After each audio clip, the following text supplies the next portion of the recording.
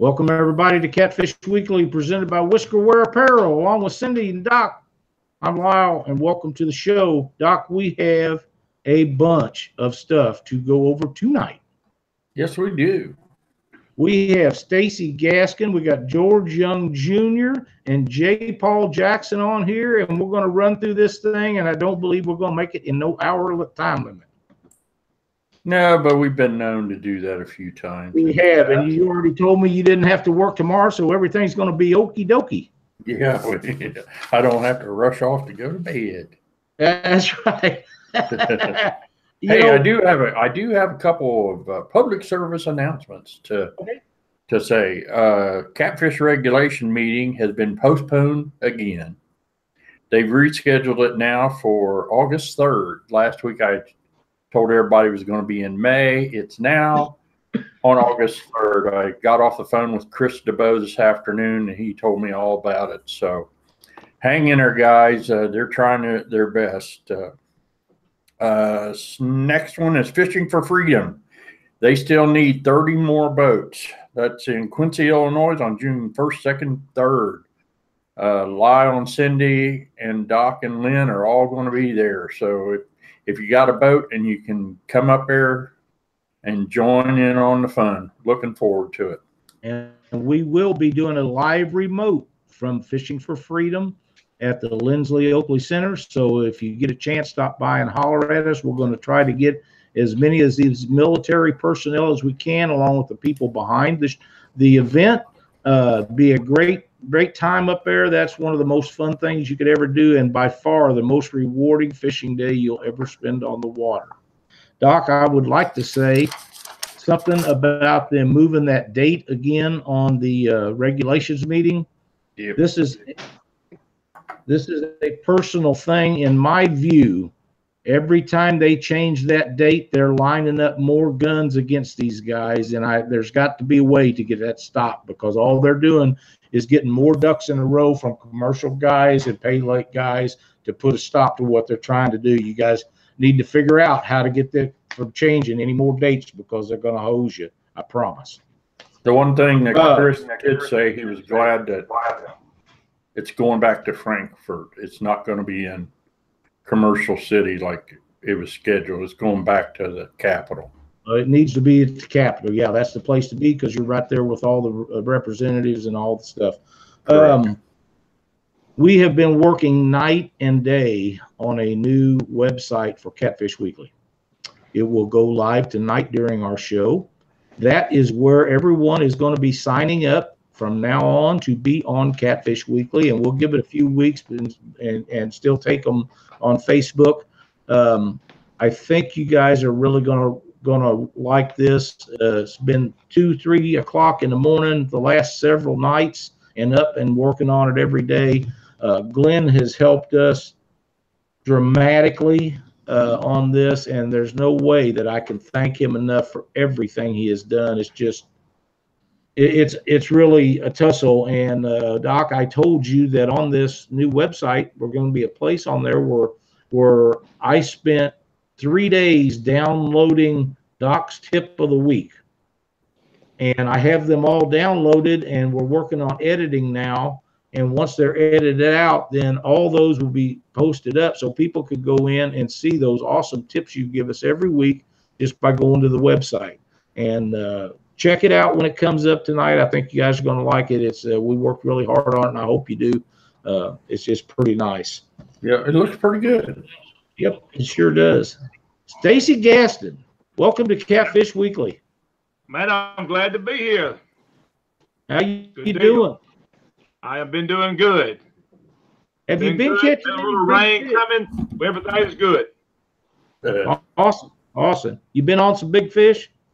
Well, my last time out, I wasn't on hardly none at all, but I have caught some pretty good ones. Probably 2 weeks ago. This past weekend, I went and didn't do nothing but little ones. I all had some little ones, but last weekend, I think we caught one right around 47, 48 pounds, somewhere in that neighborhood. And that's a good fish off Alabama River. That's a really good one. Yeah. Well, I think the question that all the viewers want to know is, are you putting the smack down on them? I'm putting the smack down on them. There you go. I really enjoy your videos. You know, Stacey, I tell people on this show all the time that what makes a lot of people's live feeds or videos go the way they do is an entertainment factor. And, sir, you are an entertainer. I enjoy them so much. You know, they're so fun and energy filled. There's a whole bunch of us that wish we had that kind of energy and could expend it the way you do and for people to take on, because I'm telling you, they are fun to watch. I appreciate that. Yeah. Well, it's a passion of mine. I really enjoy catfishing, and I really enjoy being able to do that. I hope everybody enjoys it. I really do. Oh, I can't imagine them not. I really enjoyed the show that you done about your boat. Can you tell us a little bit about your boat? Well, the boat I have now is a G3. It is a 2072. I bought this boat probably 5-7 years ago from a guy. I was looking for one and looking for something a little bit different. He had this. It had a center console and stuff in it. And so I bought this boat. And as probably a lot of viewers here know, if you keep up with me, I'm a weather instructor for one of the technical colleges. So I have access to a lot of stuff, and I can weld about anything. And I wanted me a walk-through windshield, and I started just moving stuff around, taking stuff out. I wanted big live wells. What I got is a G3 2072, and I went and put a walk-through windshield on it. I probably got a live well on it. I would say 60, 70 gallons. I don't know how much it is, but it's pretty good size. And I got a bait well in the front of it, and I just sort of set it up to customize to myself is what I've done. Good deal. And anytime I'm out fishing, I'm like, hey, I'd like to have this. When I bring it back to the house, I take the grinder or the plasma cutter and go to cutting and go to add stuff to it. You know, and that's what it's yours, and it works perfect for you. And every time I see you, it looks like you know right where everything's at and what you got to do when you're fishing. And man, that just makes it so nice. Yes, sir. Yes, sir. Well, Doc, have you got any questions for Stacey? Yeah. What are the main areas you fish, Stacey? I mainly fish. I live here in South Alabama. I'm from a little town here in Greenville, Alabama, which is located probably about 40, 50 miles south of Montgomery. And the Alabama River starts right above Montgomery around Wetumpka, because it comes out of the Coosa River.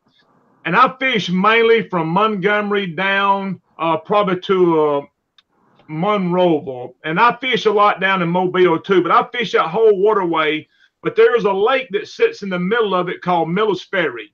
And I fish mainly the Miller's Ferry reservoirs where I fish at. Okay. That's the closest place that I can get to. I can be to the Miller's Ferry reservoir in about an hour, and that's the closest place I can go fishing. So that's probably why I fish there a lot. So you fish both rivers and lakes?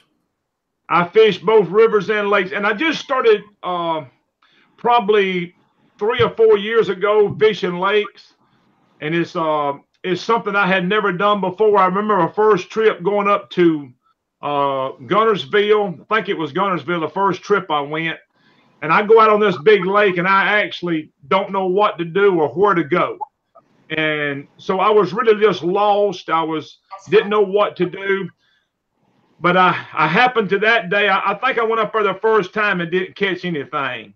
But in my second trip, I said, I'm going to learn how to do this. I want to learn how to fish different water. And so my second trip back, I done something a little bit different. And I had seen them guys talk about drift fishing. And so I just went to drifting, and I went to catching some fish. And I went to really then trying to trust my electronics. Probably something in my home waters, you know, I go by it some, but I know about where every little detail is at, and I know where everything's at. But when I was put on that big lake, I was forced to trust and use my electronics. And to me, it's made me a better fisherman. Good deal. Okay, we got a question here in chat, and they want to know, what is your YouTube channel? I do not have a YouTube channel. Okay. If you look me up on YouTube, all you're going to find is a bunch of sermons that I've been preaching. because I pastored a church one time, so if they look me up there, they're gonna find a bunch of sermons. But that's my next step is having a YouTube channel. I've not really been really tech savvy with a lot of the stuff with the cameras and things, and I've tried to get some people to teach me some stuff. But that is my next step, is going to YouTube and start me a channel. Okay, all right. Because that's not the first time I've had that question asked to me. Okay, so yeah, I see some people are saying that you mainly go live on Facebook a lot. I mainly go live on Facebook. Hey, I know how to use my phone pretty good. What's your personal best flathead, Stacey? I caught one the other day up on a wheeler at 54 pounds. Giant. Wow. Thank you, he was pretty good. And I've caught several on the Miller's Ferry Reservoir in the 40s and bumping 50. I've never caught one over 50 on Miller's Ferry, not a flathead, but I've caught them around 48. And I've caught several in the mid 40s. I mean, a lot of them. That's giant flatheads. Yes, sir. Yeah. Are you still a minister? Yes, sir. I still pastor a church. Well, there was somebody that Whisker Hunter Joe wanted to know if you did, and I thought that I seen the other day where you was doing that. Yes, sir. I pastor a church.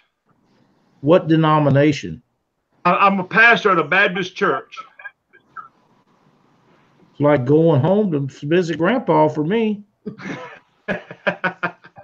My grandfather was a Baptist minister when I was growing up, and that was back in the days when they jumped up and down, hit that pulpit. Boy, I never forget them days.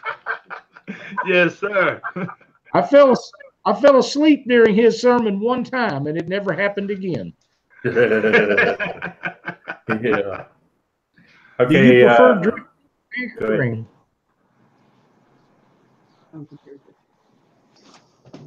Do you prefer drifting or anchoring, Stacey? I like both of them. I really like both, and I do both of them. I anchor a good bit on the river where I fish at because they pull current a good bit. So and I say a current, they pull in pretty good. So I anchor and do a few things, but they do sometimes in the summertime when it gets dry. They do not move water as much, so I drift fish then. So if I go over there tomorrow, I may drift, I may anchor. I don't know which one I may do. Okay. It's just kind of what they're doing with the water.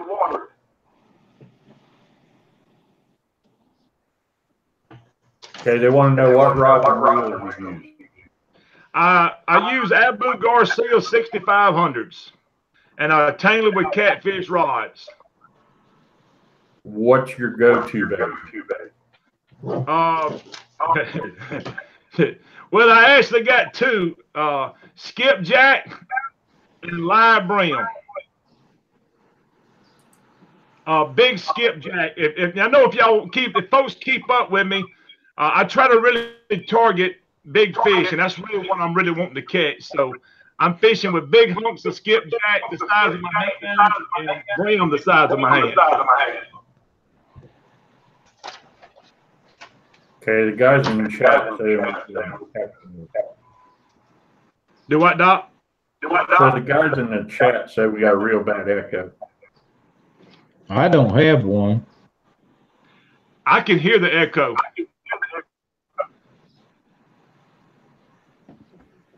I don't have an echo, so I don't know where it would be. Okay, what kind of electronics do you use, Stacey? A Humminbird Helix. Okay. I've got it with the mega screen and side image and all of that. I use all of it. You bet. Yeah, I got just a touch of that feedback there. It's coming from Stacey. He might have his microphone set too close to his speakers or something. Justin, I'm backing up. Either that or turn the volume down a little bit on it, Stacey. Me.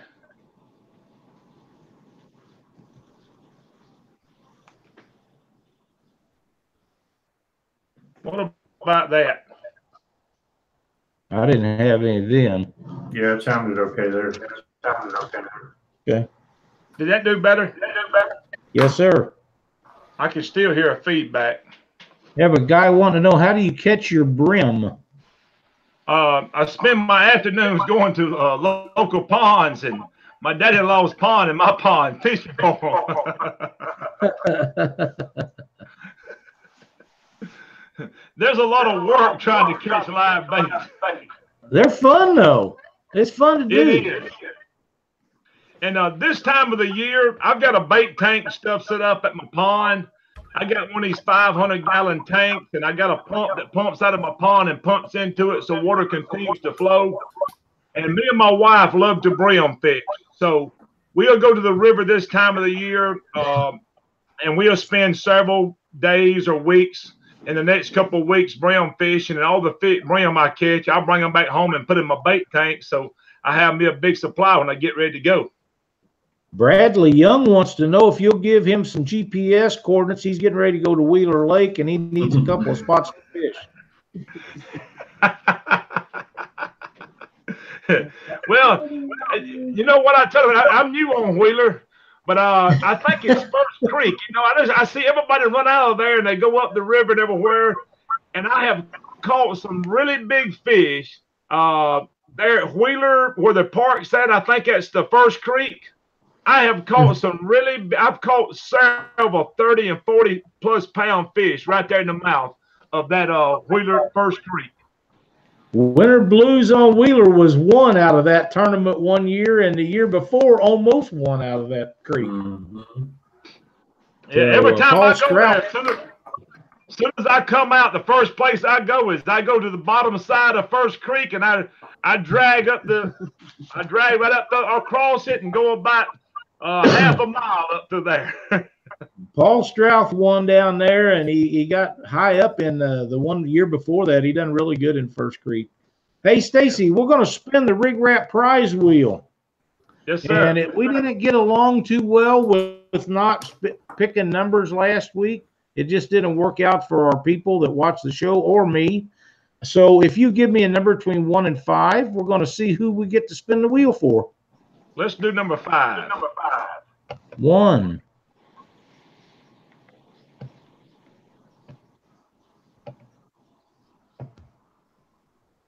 2.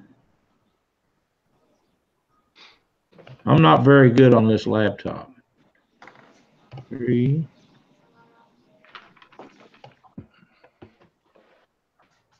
4.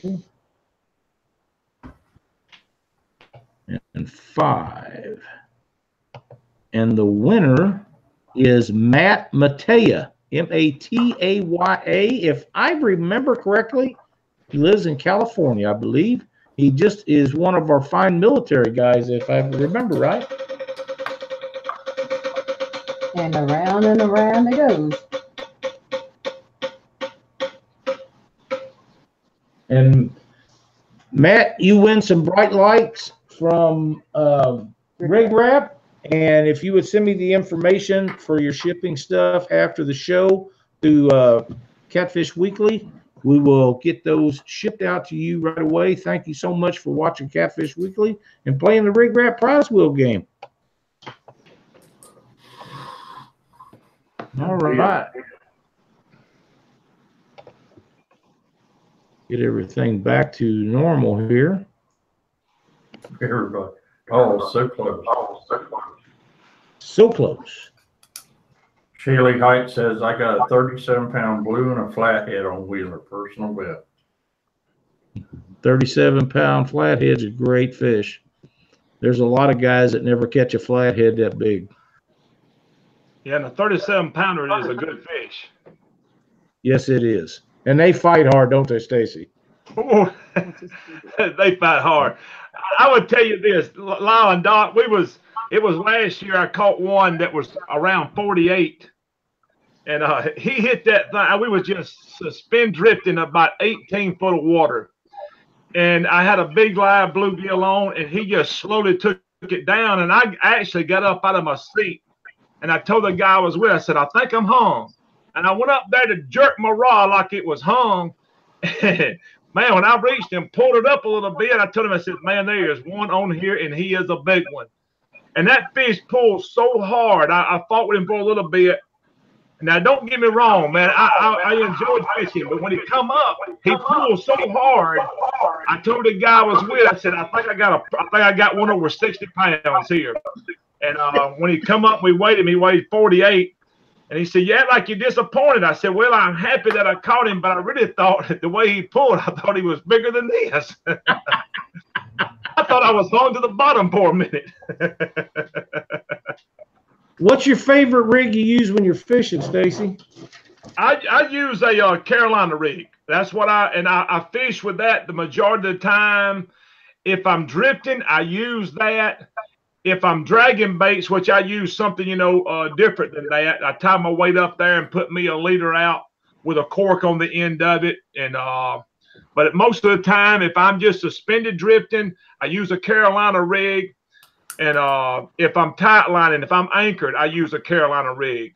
And there's if I'm suspend drifting, I put 7 or 8 ounces of lead on my rig just to make sure they hold straight down. I do put a lot of weight on there, but I want them to hold straight down. I don't want them to move. Have to come back because a little bit of current is moving where I'm fishing at. Yep, that's exactly right. Harold Dodd told me that years ago, and he is correct that when you're suspend drifting, that has to be straight down. It does, and I like to have. I spend a lot of time. I want it to try to stay in a certain zone, and sometimes if I'm fishing. Even when I'm fishing by myself, and I do a lot of fishing by myself if my wife's not with me, I have 4 or 5 poles out, and sometimes I'm busy than a one-legged man to butt kicking contest trying to just keep them unhung. But I want them. I mean, boy, you're jerking, you're hanging up. You know how it is when you run across a top and you got 5 or 6 rods out and you're by yourself. Yes, sir. You and throw it. Like, what am I doing?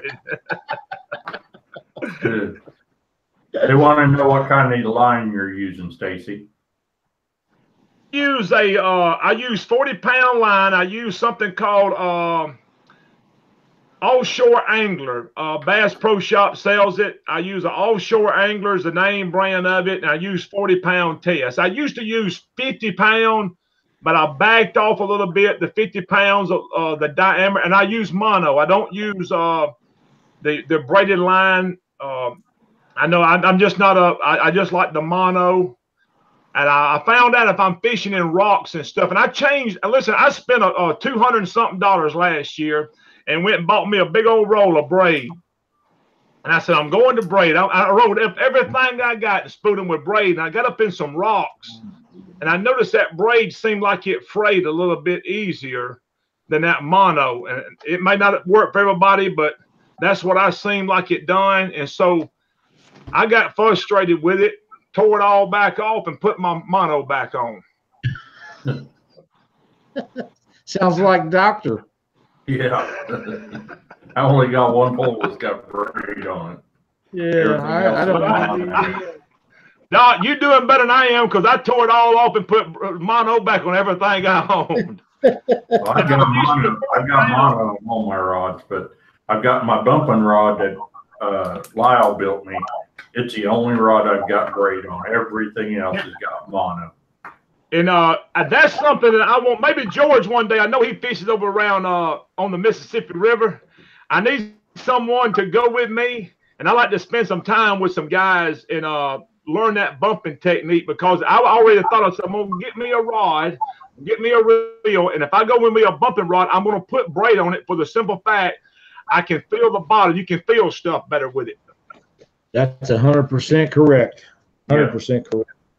What about your rod holders you make, Stacey? Can you tell us about them a little bit? Well, that's just something that I come up with.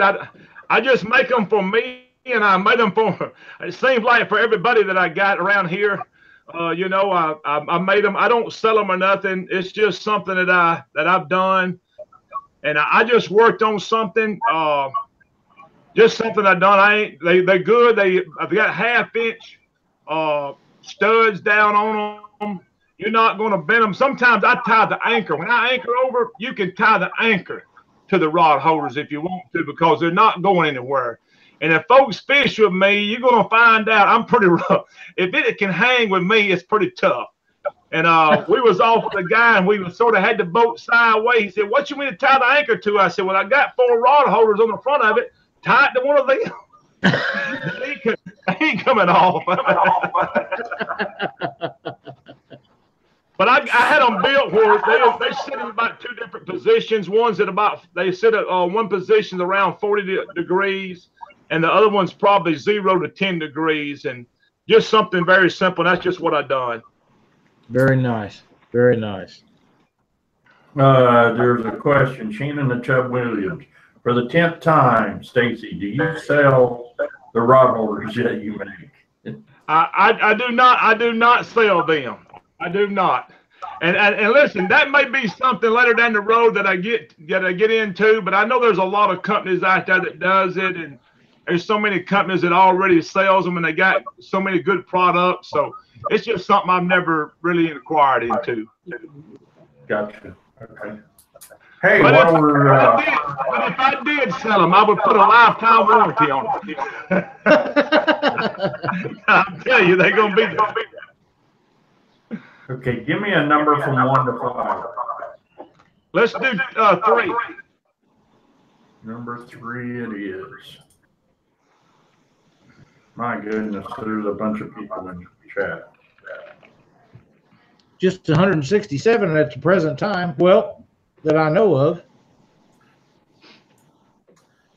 All right. Here we go. There's 1.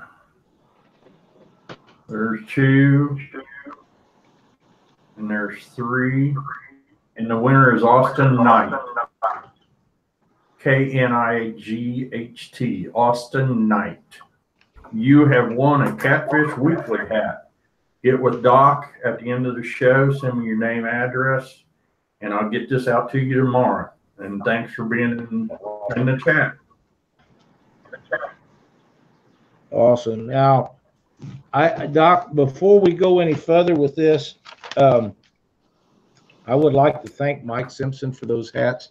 Yeah. He called me before the show, and he's having problems with internet or phone service or something, so he couldn't get in to enter for tonight's wheel listing. So I signed him up and had a really nice visit with him. Mike Sampson, thank you so much for watching Catfish Weekly and for having those hats made and sending them to us so we could have them. It means so much to us that you would do that. Nice. It's a great gesture on your part, and we appreciate it. Very nice hat. Yes, very nice. All right. You know me, Doc. If I don't do things when I'm thinking about it, I soon forget. Yeah. Stacey, what kind of anchors do you use? Well, you're gonna find out, Lyle. You're gonna find out everything I've got. I made. Okay. So I've got an anchor that I've got. It's just it's a unique design, but I promise you, and it's not really heavy. You know, I see these guys that's got these anchors that weigh 30 and 40 pounds. They're talking about fishing, and I need something that'll hold. I've got one that it may weigh 15 pounds, and I got holes cut in it where actually water and lighten it up, and the water will try to float through it. But it's the design that I've got, and it's just something that I built myself, and it's just designed. When it starts to pull down, it's gonna find some kind of groove. It's gonna find it, or if there's no groove there, if it's just dirt, it's gonna start digging down in that dirt. But when you get ready to pull it up, Lyle, I don't know about everybody else, but I'm 49 years old, and I don't feel like pulling that anchor up like I used to. So I'm looking for something pretty light. But that anchor that I have, I'll be looking for a fire. I've had several people ask me about that. I like the 10, 12-pound anchors myself, Stacey. Anything any bigger than that, if it don't hold at that in any current, I'm probably not going to be using it. Well, I have fished behind the dams with the water flowing, and I've never had nowhere that my anchor wouldn't hold. You may have problems once it catches trying to get it back undone. But one of the things that I find out, and I'm going to share this because I have discovered a lot of people just don't know how to anchor. And I went off with a guy, had a friend go with me fishing. And I told him, I said, hey, when I carry somebody with me, they're the anchor man. Hey, it's your job to throw the anchor out and pick it back up. And so I tell him, I said, put the anchor out. And he just drops it straight down. And as soon as it hits the bottom, he ties it. And I reach up, I said, man, you got to give the thing some slack. He gives it about 2 foot of slack, and he sits there. And next thing we know, we're drifting off. And I get a little aggravated. I went up there to get it. And he drops the anchor straight down, and I've seen numerous people do this. And as soon as a wave comes by, your boat rocks, it picks the anchor up. I said, you got to get that anchor rope out there for this design where to lay down and that anchor will pull. And I have discovered there's a lot of people out there that just don't know how to do that. That's right. Whatever depth is, whatever the depth of water you're fishing, multiply that length times 3, and you'll be about right. Well, you know what? My philosophy is I look at that rope and I want it about a 45-degree angle and let it out till we get about a 45-degree angle. Yeah, however far, the more you let out, the better it's going to hold. The better it's going to hold. It sure is. A gentleman wants you to tell us about that big snapping turtle you caught. Somebody knows you pretty well. Hey, yeah, let me tell you this. We was down there. We went to Florida, and I want to give a shout out to Tommy, Ernest, and Brent, his son, and Todd Snipe. We went down to Florida fishing. Me and my wife, we get set up one afternoon, and I look out there, and there's a turtle. I told my wife, I said, get the binoculars and see what that is. And there was a turtle swimming around. I'm telling you, his head looked like it was that big. It had to be like, it appeared to be bigger than a volleyball. And I had a live brim on. And my pole never really did move over. And we got ready to go, and I got ready to reel my pole in. And I told my wife, I said, this one's hung. And I go to pulling on it. And I was trying to break my line. And I couldn't get it to break, and it started coming to me. And I just got to reeling on it. And my wife, Dawn, said, what you got? I said, I got a limb or a stump, one or the other. And I got it almost to the boat, and I told her, I said, whatever on here is moving. I don't know what it is. It popped its head up, and Dawn goes to hollering, cut the line, cut the line. I said, oh, no, this is Facebook worthy here. We put this on video. Oh, man, I don't put turtles in my boat. I cut the line on them all. I don't want them things getting a hold of me. Well, she was hollering the whole time, cut the line, cut the line. That sounds like you. Yeah, I understand. We have another question. What kind of hooks do you use? I use kale hooks. That's all I use is kales. Eagle claw kale hooks. Eagle claw kale hooks. And there's a couple more hooks out there that I have played with, but I have, and I will tell you this. I tried one time I tried to go to circle hooks, and I'm going to tell you, I was raised, I've been fishing all my life, and we fished with old J hooks, and my daddy always told me, says, son, when that rod goes over, set the hook. Well, I'm going to tell you, I've yet to be able to break from that habit. Yeah, it's hard to do. And there's something about it. I want to set the hook. And that kale hook allows me that if I don't, I can move that rod some, and I don't lose him. I just lose too many because I reckon it's hard to break that habit. So I love the kale hook, and I fish with anything from an 8 to a 10-aught. That's what I fish with. Great hooks. And my hookup rates with kale hooks, I have so much confidence in them that I feel like, hey, if I hook into a fish, I'm telling you, he's coming to the boat. Well, them eagle claws are very strong. They're heavy wire, gauge wire, and I prefer that myself. When they're not going to break. I've never broken. No, them ones I got is what they call the king kale. Yep. And so they're the big heavy duty wire. Listen, he ain't gonna break that. That's and I would tell anybody, if I could share one thing with these guys that's wanting to catch big fish, a circle hook or kale hook or something of that style is the ticket to go with. I learned years ago we was fishing with old J hooks, and fishing with 30 or 40 pound test line, man, you get hung, it's hard to even break it, and much less a catfish breaking your line. And this is probably 10 years ago. We would hook into it a good fat catfish. Something happened, and we always said, well, he broke my line. He broke my line. Well, when you think about it, man, you get hung, you almost pull the anchor off trying to break your line. So how could that happen? And I'm telling you what happens most of the time with guys fishing with J hooks and stuff like that. That fish gets that hook past his mouth, and his hands, you probably have seen my hands and yours too. Man, his mouth is like sandpaper. And if that line has to run past his mouth, if that hook's down in his mouth somewhere, and he shakes his head 2 or 3 times, he done cut your line. That's right. And that's what happens to a lot of these guys. It says, well, my line broke. And I ask them, what size line you had? And they say, well, I had 40, 50 pound. I said, man, that's hard. It's impossible for me to believe that you broke 50-pound test line if you had everything set right. And what happens, them fish cut that line with that hook past their lips. Right. That's what's happening. That cuts a lot of line. I have one more question for you. We have a guy who would like to know if you ever use bullhead for bait. No, I haven't, but I listen to this.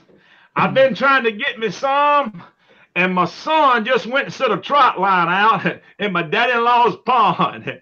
And he pulled me a picture up Friday night. He says, hey, you know, he sent it to me on Facebook Messenger, text it to me. He said, Daddy, I got 3 little catfish. And I looked at them. I says, put them in the live well, son, and bring them to the house. Them bullheads. So I promise you, when I go back fishing, there's going to be some bullheads on my line. Penny Turner wants to know what's your personal best fish you've ever caught. I've caught one on the Alabama River, 57 pounds. That's a giant. I've caught off of the Alabama River last year. I think I caught 3 or 4 just off the Alabama River over 50 pounds. That's awesome. Great fish. I don't care where the country you're in. A 50-pound fish is a giant anywhere you fish. Yeah, I'm wanting to. My goal is to put 170 pounds in the boat on the Miller's Ferry Reservoir, because that's something that I don't hardly ever see. I never, and it's just something to get over 50 pounds, 60-pound mark is almost unheard of here on this reservoir. So my goal is after that 70-pounder on the Miller's Ferry Reservoir. There's no doubt in my mind that if anybody in your area is going to do it, it's going to be Stacey Gaston. Well, I fish for him. That's what I fish for. Stacey, you can bet one thing, Lyle. I told somebody, they said, what you going to do if you catch him? I said, you can bet this. You're going to hear me holler smackdown when I hit him. I'll be listening for him, man. Oh, mercy. Stacey, thank you so much. You may not have to watch me Facebook Live to hear me. Just be outside.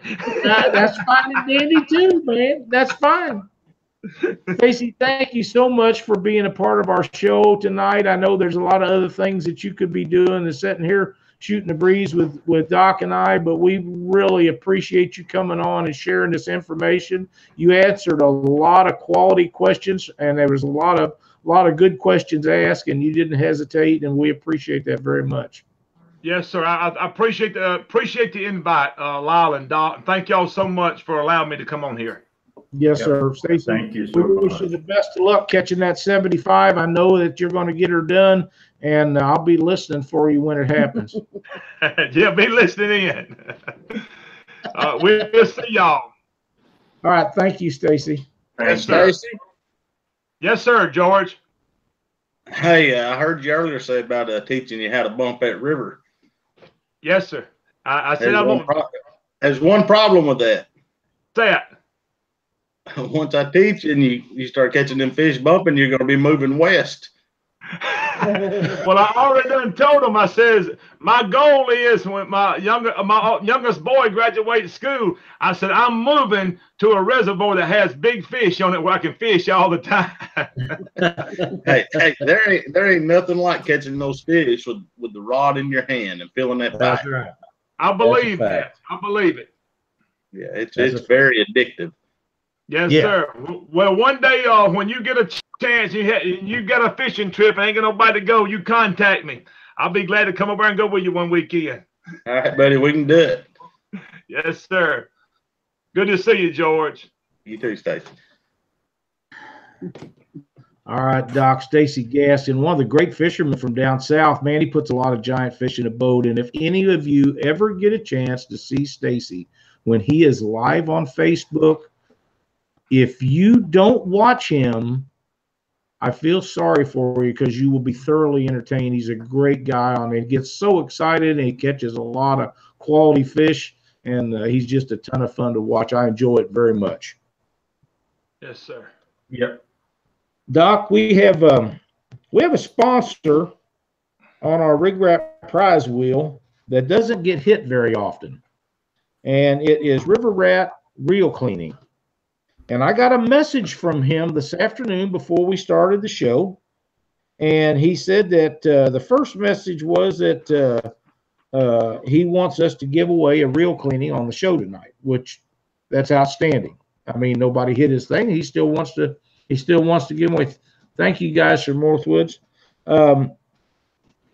He also sent me a message that he would like to announce if anybody has 5 or more reels cleaned by River Rat Reel Cleaning by August 1st, they will be entered for a chance to win a free entry to Winter Blues on Wheeler. Fellas, you got to get them reels cleaned anyhow, and there's you a chance to get a free entry to Winter Blues on Wheeler. So contact Jarrett and make that happen. And in the meantime, Doc, I would like to spin our randomizer, not the wheel, and give away a reel cleaning. So pick me out a number. Number 3. 1, 2,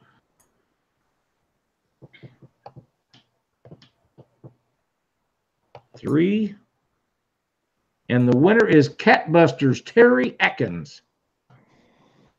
Terry, if you will contact Jarrett at River Rat Reel Cleaning and tell him you won the free reel cleaning on Catfish Weekly, he will take good care of you. He's a great sponsor to our show. We appreciate everything he does. And speaking of Terry Atkins, Terry, thank you for the little video clip you done this afternoon. We appreciate it very much. It was outstanding. There was a couple of good ones on there today. Yes, there was. Doc and Lyle, I'm out of here. All right, buddy. All right. Thanks, Stacey. Thanks, Stacey. Yes, sir, man. Appreciate it. Yes. Whisker Sticks done one, and there was another one done. Northwoods Angling. Northwoods Angling.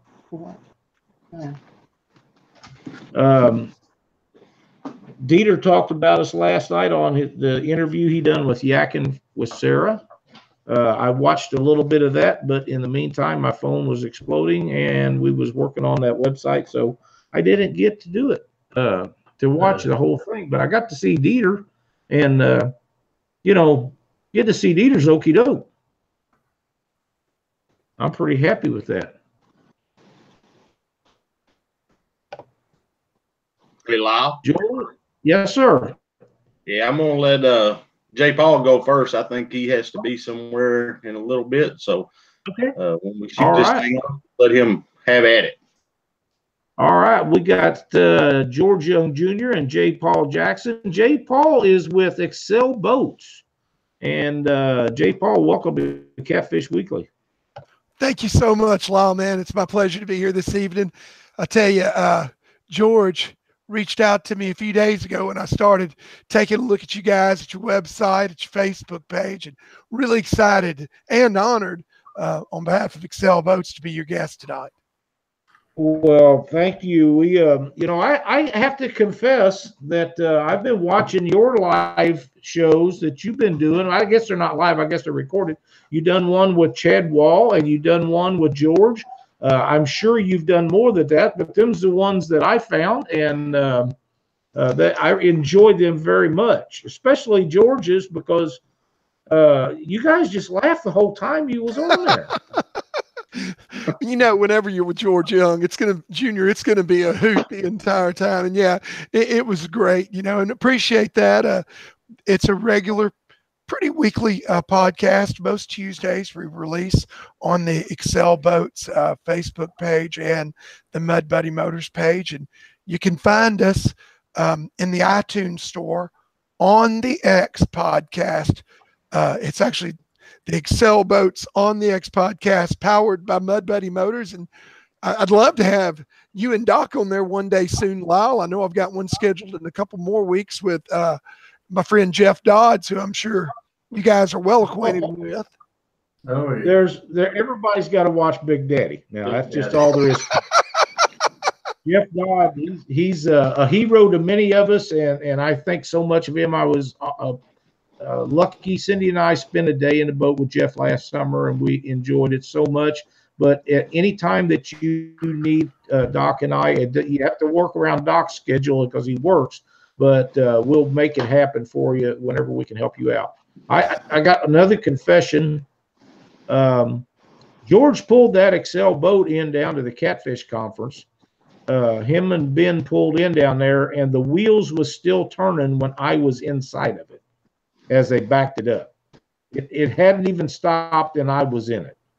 Man, that's a dumb rig, isn't it?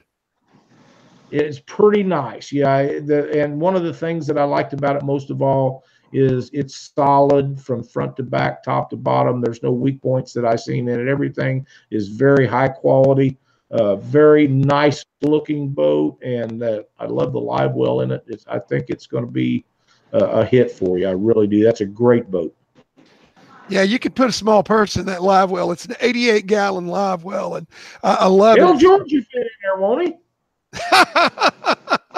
You know, guys as big as me and George, I don't know. That might be a pretty tough squeeze. But let me tell you something.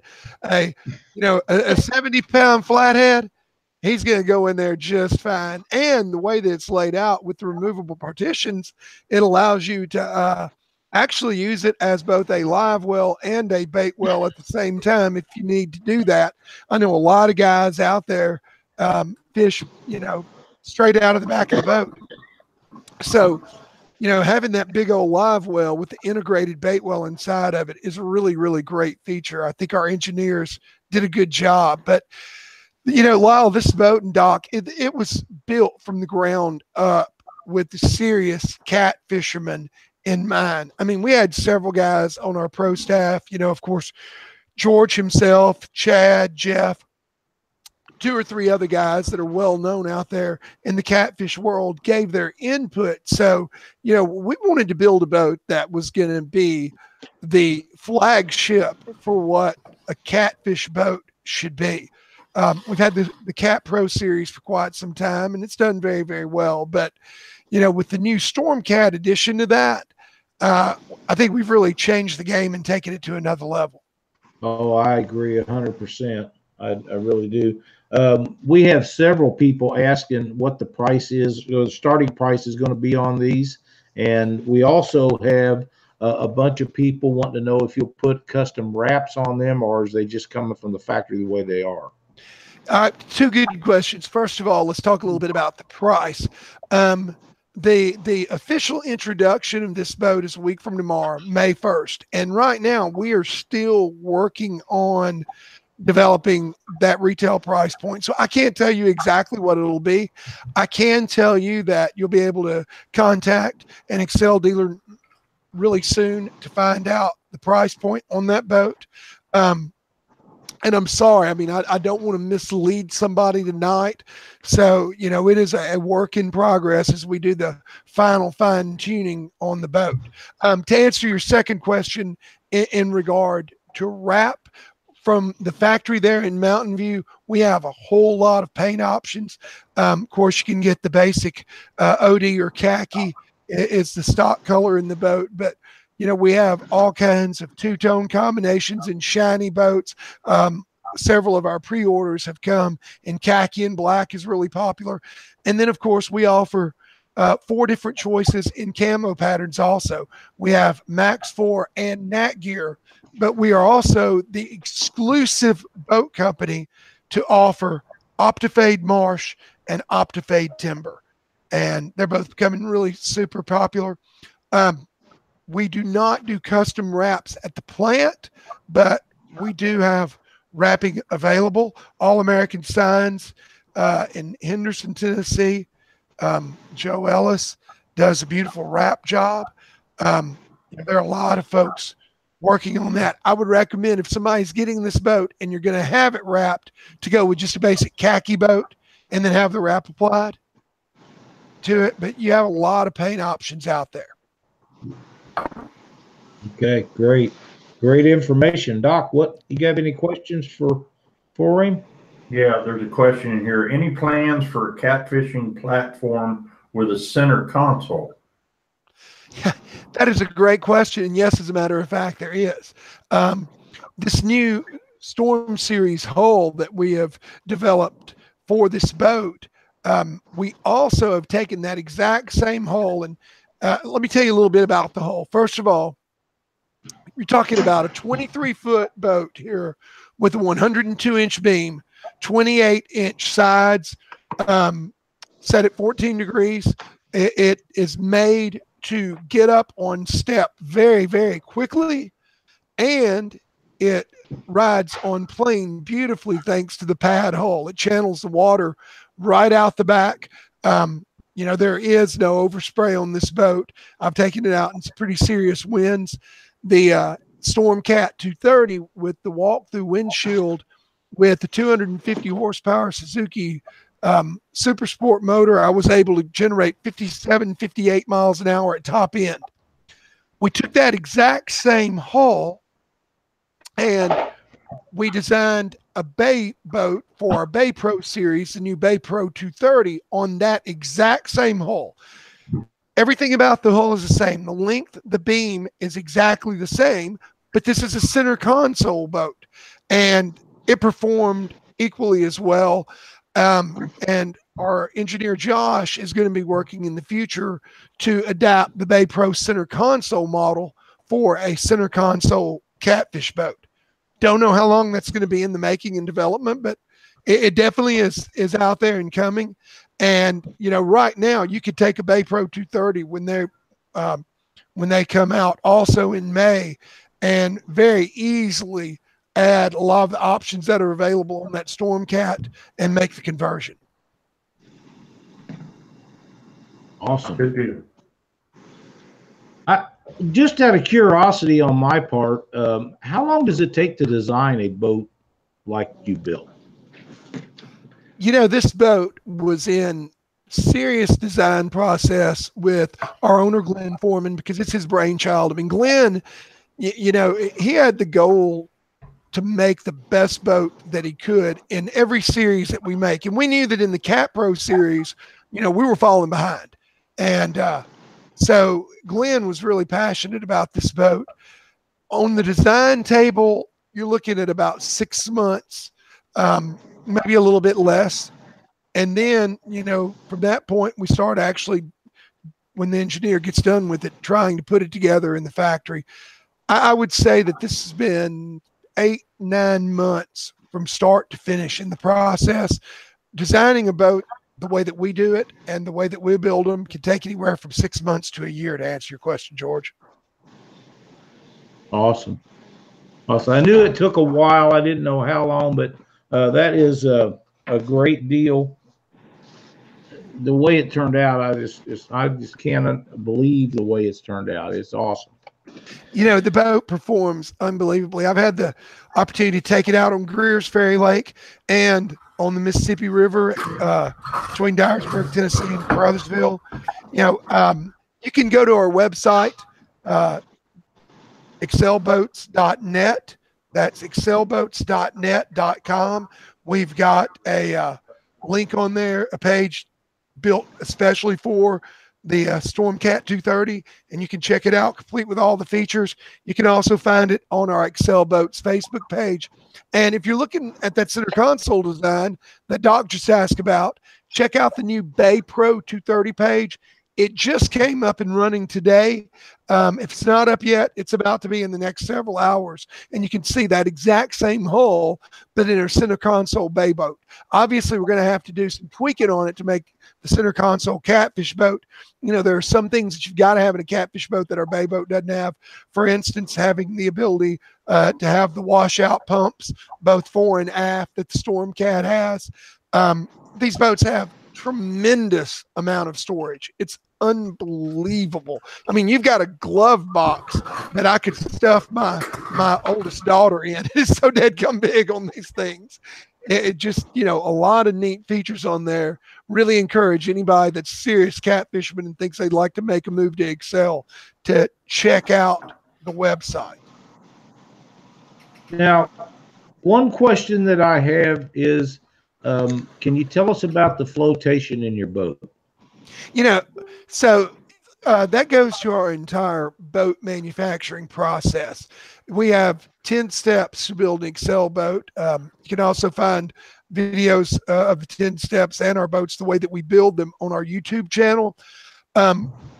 Flotation is about step 7. And what we do with all these boats, after our welders take them and they weld them together, we start with a 2-piece hull that we weld together and then bring all the other parts in.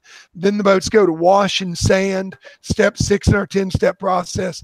In step 7, it goes to our flotation system, or foaming. And all of our boats are filled in every available space that we can get to with a closed cell phone. We actually have a married couple that works together in foaming. Javier and Maria work together every day. That's all they do is foam the boats all day long. And we basically put flotation in the sides and all the empty compartments that we have available for them. There's some flotation in the floor. I will tell you that, like all boat manufacturers that put flotation in the floor of a boat, in the past we've had a little trouble with it soaking up water. We use a new closed cell foam that we fill in today that will not absorb water. That's a thing of the past. You know, that flotation in the floor is very important because it also gives you a quieter ride as well as a safer ride. So right. When they go to foaming, that comes right after sand and wash. And before they go into the paint booth, the boat is simply welded together. There are no accessories on it whatsoever. And every empty cavity that Javier can find, he goes in there and we fill them up with foam. It's been designed so it balances evenly. The engineers have taken care of that. So it's not like this is just, you know, hodgepodge, you know, going wild with the foaming hose. You know, there is a method to the madness, but, you know, we believe I think Excel. that's something. I believe one of the first things that people should ask when they go to purchase a boat is about flotation. Yeah. And, you know, our motto at Excel is we believe that there is no such thing as overbuilt. And so we rise well above and exceed Coast Guard standards on every single vessel that we make, from our shallow water F4 Pro hull series all the way up through now the biggest and the baddest boat in the entire Excel line, the new Stormcat 230. Awesome. Awesome. Man, Doc, it sounds like that's a heck of a boat. And we both looked at it and we know that it looks outstanding. Yeah. It's got, does it have a belly tank? Yes, as a matter of fact, it does. That's a great question. So we have a 66-gallon, 63 or 66. I don't have my spec sheet directly in front of me. I don't want Josh, the engineer, getting on my butt because I gave some wrong information. But I believe it's 63-gallon integrated fuel tank in the belly of this boat.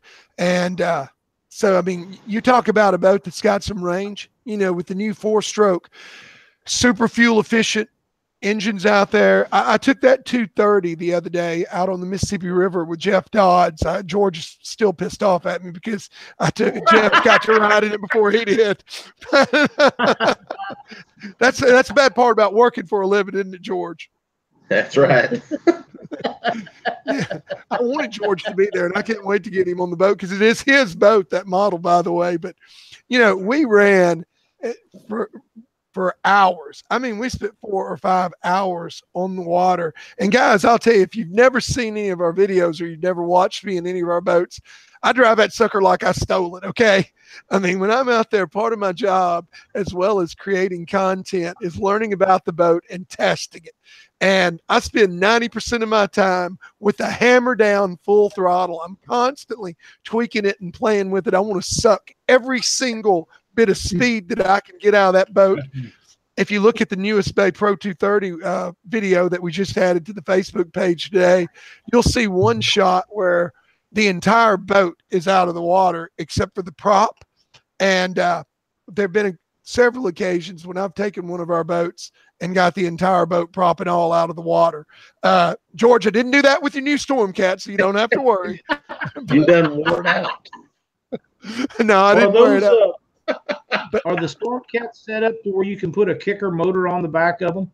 Yes, they are. That is a wonderful question. Yes, we do have a mount for a kicker motor on the back of it, so you can add that kicker if you don't want to troll with your big motor.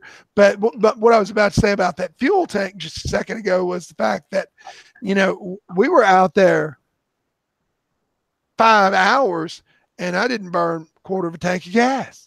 And I'm driving that thing like I stole it the entire time.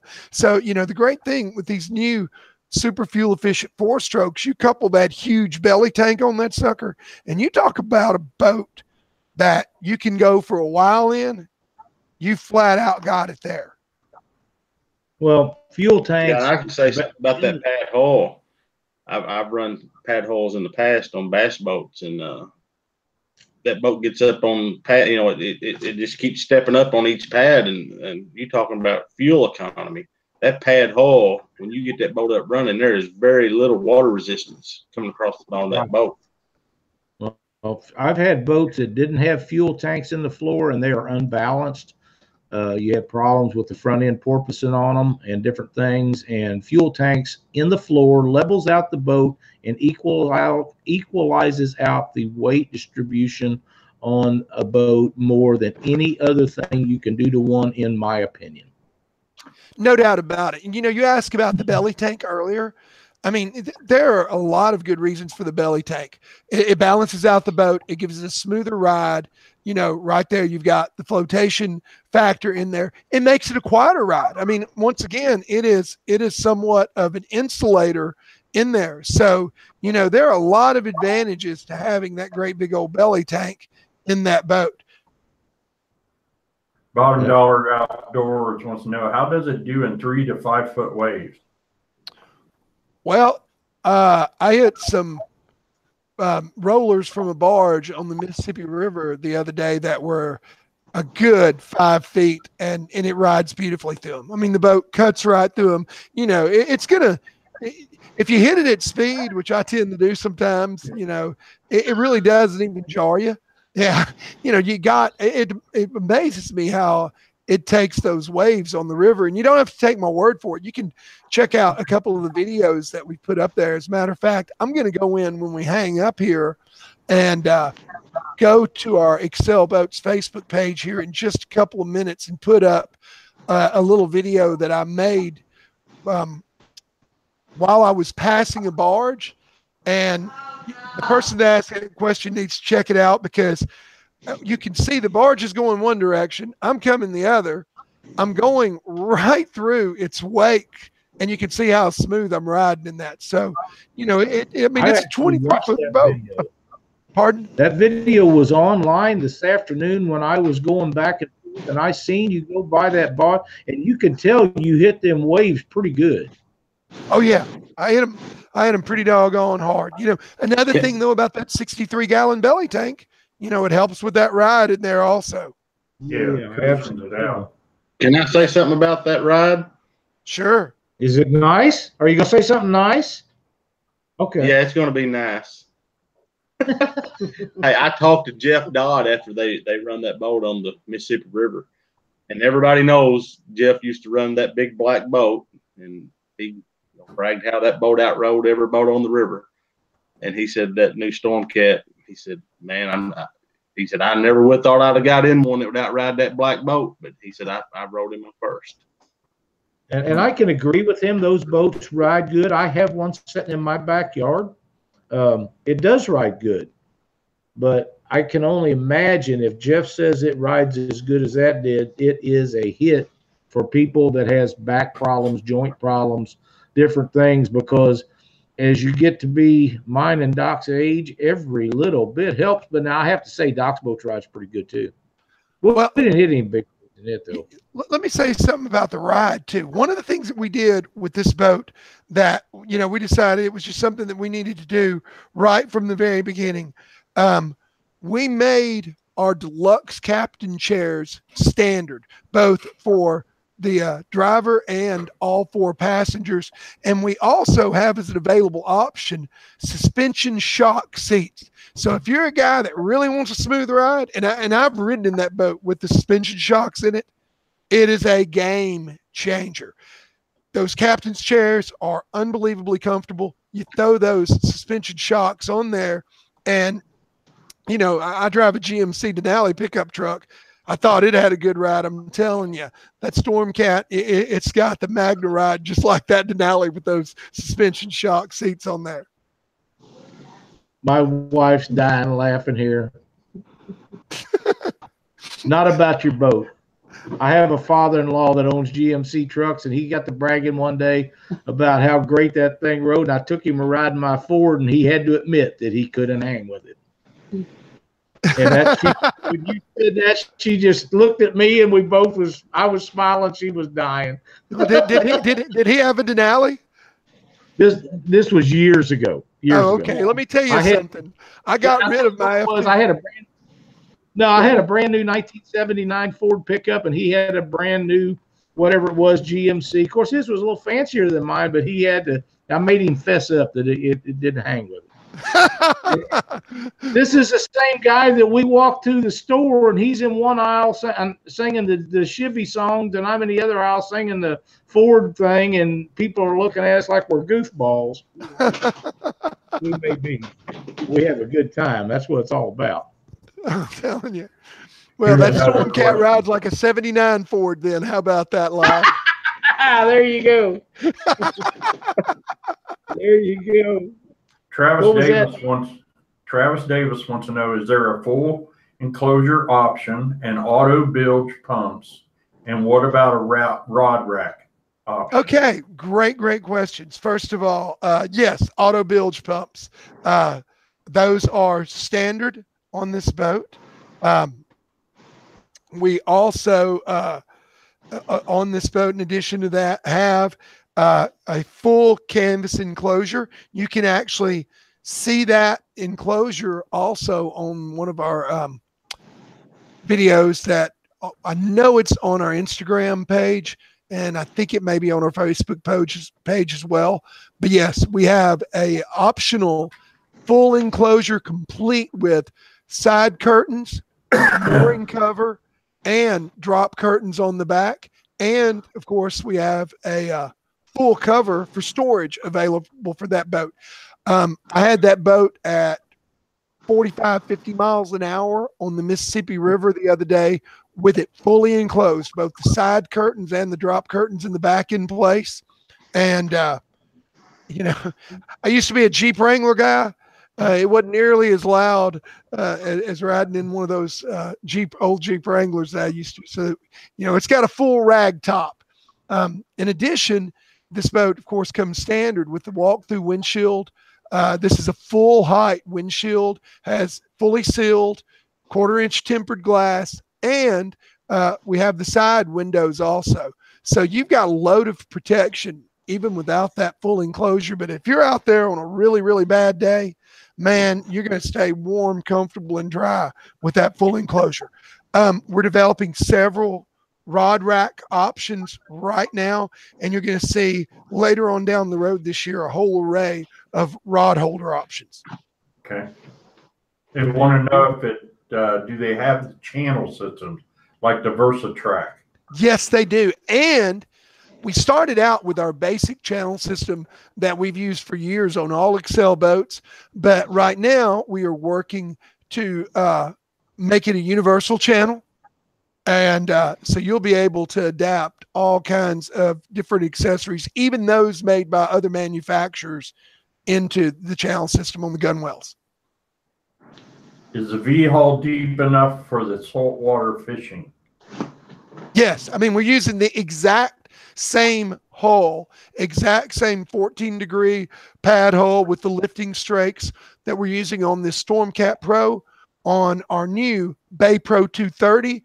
I was just down south of New Orleans in Lafitte, Louisiana last week for 3 days, running this boat in the saltwater, and it performed wonderfully. So the exact same hull that we're using on the Stormcat, we are using as the platform to build our biggest and most versatile bay boat on also.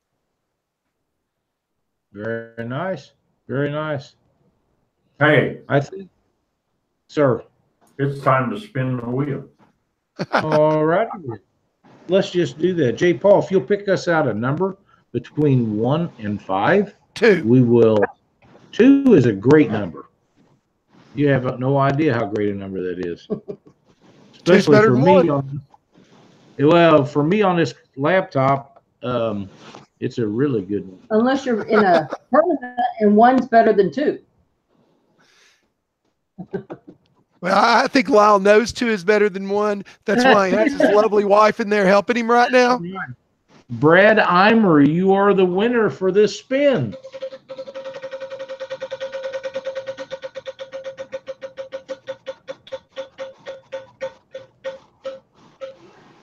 Bass and More, the Catfish Bunker in Owensboro, Tennessee, Kentucky. I'll get slapped for that. I feel that. I can feel that coming.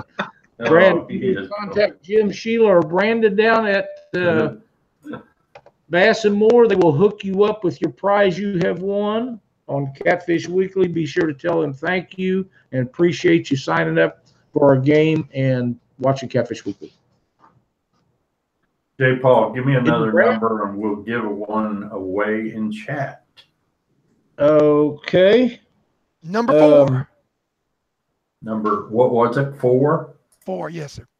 Okay, 1. Hey, Stacey went with 1 and 5. I figure I need, or 3 and 5. I figured I needed to vary it up a little bit. 2 and 4.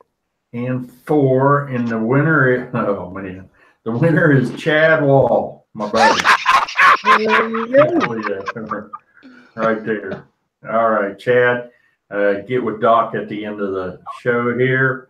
Send me your name and the address. Well, I know your name. Send me your address.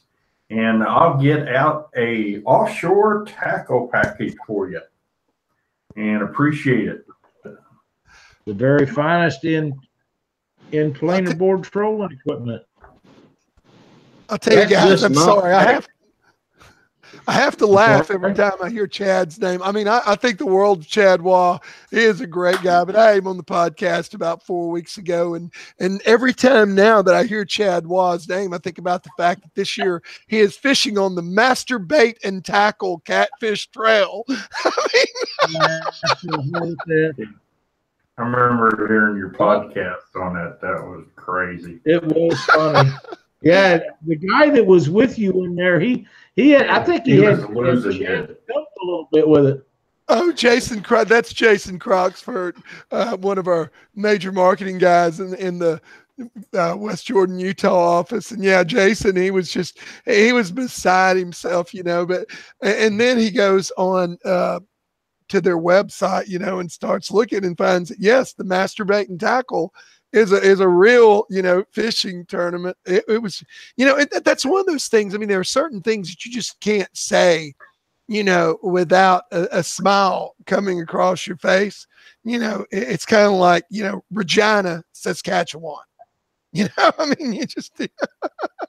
I don't know how you got, it kind of got away a little bit, and I don't know how you guys kept it in hand as well as you did. The simple fact that I sit here and know how hard I was laughing, and I'm thinking about no telling how many people in how many houses, and they're all cracking up too. It was a really good time. It was pretty funny. That will influence the way I think every time I hear his name from now on. Well, gentlemen, I have to leave, and I've been talking way too much and not letting my brother George get in on it. So I want to tell you now, though, that I tremendously enjoyed being your guest today. I was dead serious, Lyle, Doc. I want both of you guys, as soon as we can get you on the X podcast, powered by Mud Buddy Motors and Sailboats. Yeah, it'll be a blast. We'll have a good time. We always have a good time. And once you get this thing tested out and get a few more closer numbers on dollars and stuff, give me a shout. We'll have you back on here. We'll talk about it some more. I'd love that a whole lot, guys. Lyle, Doc, George, great being on here tonight, guys. And I'm really enjoying your program. See ya. Hey, J. Paul. So much. J. Paul still with us? Yeah. Oh, now he's not. He's gone now. I just wanted to thank him for coming on the show and talking about the XL Storm Absolutely. Cat. He done a great job. Yeah, I wanted to he knows. thank XL.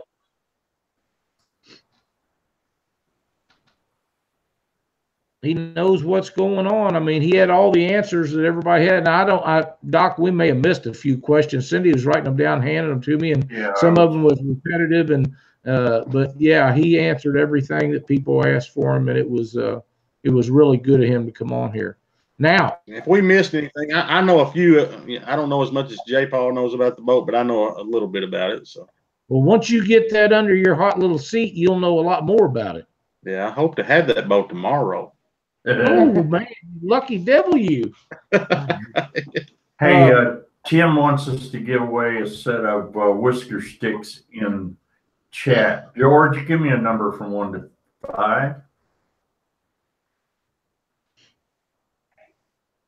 George, give me a number from 1 to 5. Oh, I didn't hear you. Let's go with 1. Number 1, it is 1, and the winner is Adam Isaacs. Adam ISAACS. Adam Isaacs. Get with Tim Hardwick here in the chat room, and he will send you out some whisker stick LED lights. And thanks for being in chat. Congratulations. You're gonna love them lights. They're awesome. Awesome. And I seen where Tim's mother had said something about doing something when we reach our 2,500 subscribers, and we'd appreciate that. We're going to try to do some stuff. It's going to be a great deal. There's Dieter Melhorn. Hello, Dieter. Glad to see you.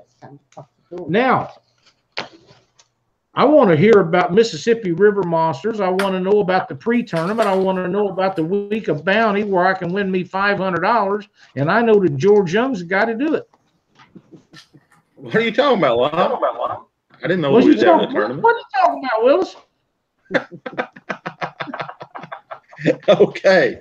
All right. You want me just to kind of run down the list of what's going on, and then just take some questions on people that may not understand what's going on? Sure. I think that'd be a great way to do it. Okay. All right. Well, every year, the MRM, we try to make the tournament bigger and better. So we strive hard to do that. We reach out to new sponsors. We reach out for new prizes, and we have the city of Memphis backing us big on this tournament, and they want us to do as much as we can to make this tournament a big, huge success. They want to keep people in their city as long as possible. So this year we come up with a few things to try to make them happy and make a lot of the catfishermen happy too. So what we started off first with was XL Boats come in and agreed to be the headline sponsor on the XL Mississippi River Monster XL warm-up event. And that event will be held on September the 1st at Mud Island River Park. And the captain's meeting on that will be August the 31st. Am I still with y'all? Everybody had to run to the bathroom. Yep. Sorry. It's the pure leaf. That's all it is. It's the pure leaf. Everybody disappeared, and I thought I was like talking to air. We're listening. Okay, let's get back to it. The warm-up event will be on September the 1st at Mud Island River Park. The captain's meeting for that event will be on August the 31st, and we have not decided where that captain's meeting will be yet. We will update that and let everyone know. The entry fee into that tournament is $150. Okay, the second thing we have going is the Big Fish pot, and that will run from September the 2nd through September the 6th, and that will be a $500 award to the biggest fish caught daily, and that contest will be open from 7 a.m. to 5 p.m. every day from September the 2nd to September the 6th. The guys at Cabela's King Cat will have their stage and scales set up at Mud Island those days, and they will be keeping up with that and weighing the fish for that award. And we'll post hourly on that award to let everybody know on social media. You can check social media and see who's leading that. So if somebody has a 50-pound fish, somebody's not bringing in a 30-pound to weigh. We'll try to keep that updated daily, so or hourly, so people don't waste their time coming into the scale and weighing the fish. And we wanted to do that because there's already going to be a lot of people there free fishing. There always is. And they always catch a bunch of big fish. And they always say, I wish I could have got paid for this fish. I wish I could have caught this fish on tournament day. So now we're giving them the opportunity to get paid for that fish and maybe help pay their expenses for that tournament that week. Okay. The third thing we have would be a long way to motel rooms and such like that. Yeah, I mean I know some guys last year that caught some 60s, 70s. I know Casey Tudorow caught one in the 90s. What was Bill Parfit's? If we'd have had that last year, he could have got paid for that fish and paid for his week stay. So it's just something that we wanted to, give back to the fishermen, because they're going to be pre-fishing no matter what. They're going to be out there pre-fishing. They're going to have hooks in the water. And we want to keep our sponsors happy. We want to keep people in town as long as possible and people to be staying. That is key to keep having these events and keep your sponsors coming back. It's key to keep those guys happy. And if they're not making money on people staying for the events, then they got no reason to sponsor you. I agree 100%. I know exactly what you're talking about, where you're coming from and where you're going. And that is exactly right. It just makes a lot more work. It just makes a lot more work for me. So, I would rather, we could just have a one-day event, everybody come in, go out, and it all be done. But that's not how it works with sponsors. Nope, you got to make those sponsors happy. That's right.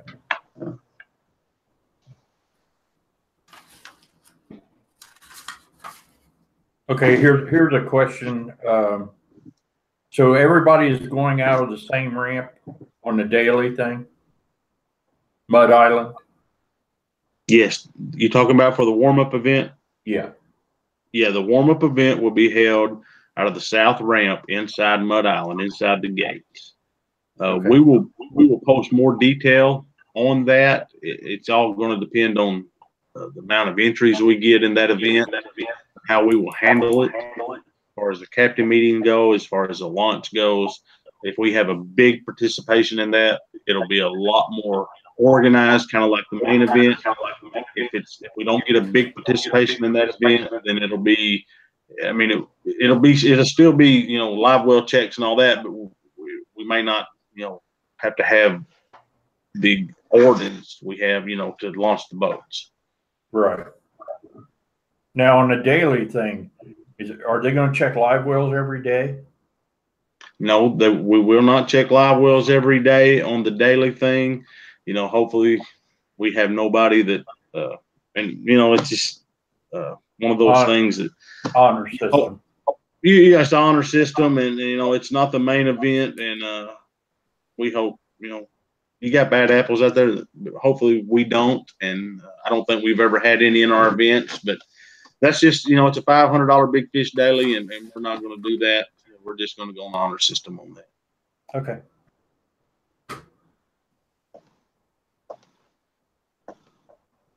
Outstanding. What about weekly motel rates? Have you come up with anything for them, George? We're working on the home gate in. I think they're working out the contracts right now. It's I've talked to so many, I get them all mixed up. But everybody knows where the Clarion is. This has been there before. No, that's a great place.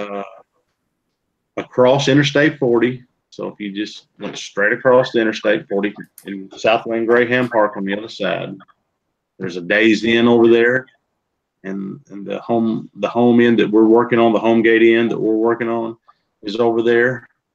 And right now, what they've told us is looks like for a double room is $69.99 a night. If you want to stay 7 nights, it's like $295 for 7 nights. So it's a really good rate. We just don't, we're not going to post that until we have the contract signed, but that's what we have, that's what they've promised us right now. Well, that's some really good rates. And let's face it, when we're down there fishing a tournament like Mississippi River Monsters, the pre-tournament and the bounty days, you're not going to be doing nothing but sleeping in that motel room anyhow. The rest of the time you're going to be tying rigs or fishing, pre-fishing, or doing something. So you go in, you take a shower, you go to bed, you get up the next day, and you're back on the water. You don't really, you're not spending any amount of time awake in there. So if you just need a room to sleep in, it doesn't have to be the Taj Mahal. Right. I mean,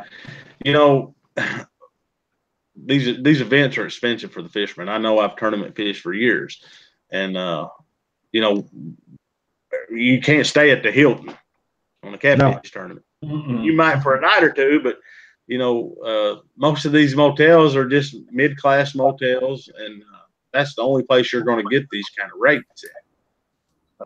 They're not 5-star hotels, but they're nice enough to park your boat outside, get some sleep, tie rigs, like you say. That's what we got to look for these tournaments. George, I have a question right now. If everything works out with this motel, are they going to have plenty of outside electricity for everybody, or are we still going to need to bring generators? Lyle, I know they have plenty of parking. I haven't worked out details on electric with them yet. I don't know. This is new to me on this place. Okay. I'm trying to find out more details about it. So I can't answer that. I mean, it's always a good idea to bring a generator because somebody always needs one, but I will have more detail on this in the next week or so. I hope so. I just can't answer that honestly. Okay, that's fine. If it is for safety's sake, just if you're concerned, take a generator. Right, and a lot of people like staying at the Clarion, and I talked to them a couple of weeks ago, and the problem was with them is they had already booked a big event for the Clarion. They were having a big family reunion at the Clarion, and they only had like 26 rooms left. So wow, that is a big family. Yeah, so I couldn't work a deal with them, but some people like staying there, some people don't like staying there. If you like staying at the Clarion, I can let you know their bar and grill's back open. It's nicer than ever. They've done really good on that. If you like staying there and you want to stay there, you better get it quick. But as far as them being our host hotel, they won't be this year, and it's not because of any conflicts or we have anything against them. It's just because they booked something before we could get our date set. Things happen, and we all have to deal with it, and it's just part of the way things go sometimes. Right. So, all right. Anybody got any more questions for George? While we got him on here is the time to ask those questions. You know, George, I took a generator down there last 2 years in a row and never unloaded it out of the back of my truck. Right. But we had one. You know, if we needed it or somebody else needed it, it was there. How about Dave? Right. And you know, I've been to a lot of tournaments around the country, and electric power is always an issue. Trying to get those boats charged. We've always seemed to manage somehow. I've never got up on tournament morning without charge my batteries the night before. That's There's right. always somebody willing to help, or it's always we'll figure something out. That's right. Some of the I want to say this. I just found this out today. I've kind of hinted around on some posts on Facebook about the $25,000 state record award. I've got some finalized detail on that tonight. We're going to give $25,000 to someone if they break the Tennessee state record, and that will run not just one day, but that you got 7 days to do that. You got from September the 1st through September the 7th. Wow. To break that Tennessee state record. And a Tennessee state record is 112 pounds. And there's some, rules and fine print in that, but it's all on our end. We'll take care of that. But if you break that record in those 7 days, you'll win 25 grand. So we worked hard to get that for 7 days instead of 1 day, and we got it done. That's very doable. 112 pounds. Yeah, I mean they're there. I've seen several fish over the 100-pound mark caught within 100 miles north of Memphis or 100 miles south of Memphis and through the Memphis area. Yeah, that's that 100. I can't believe that it's that low, to be quite honest. Can you die? Right. Bill missed that record by 2 pounds just 5 years ago. And that fish is still there. Yeah, we turned him loose. He's still there. There you go. I know several 90s caught in the last 2 years. And they're still there. They're still there. Yep. So there you go. 112 pounds, folks. For $25,000, I'll take a 113 if it'll register on George's scales, and just be happy as can be. Doc and I'll have new equipment to have the show with, and we'll be thrilled to death. Yeah, the $500 we'll all go out and eat.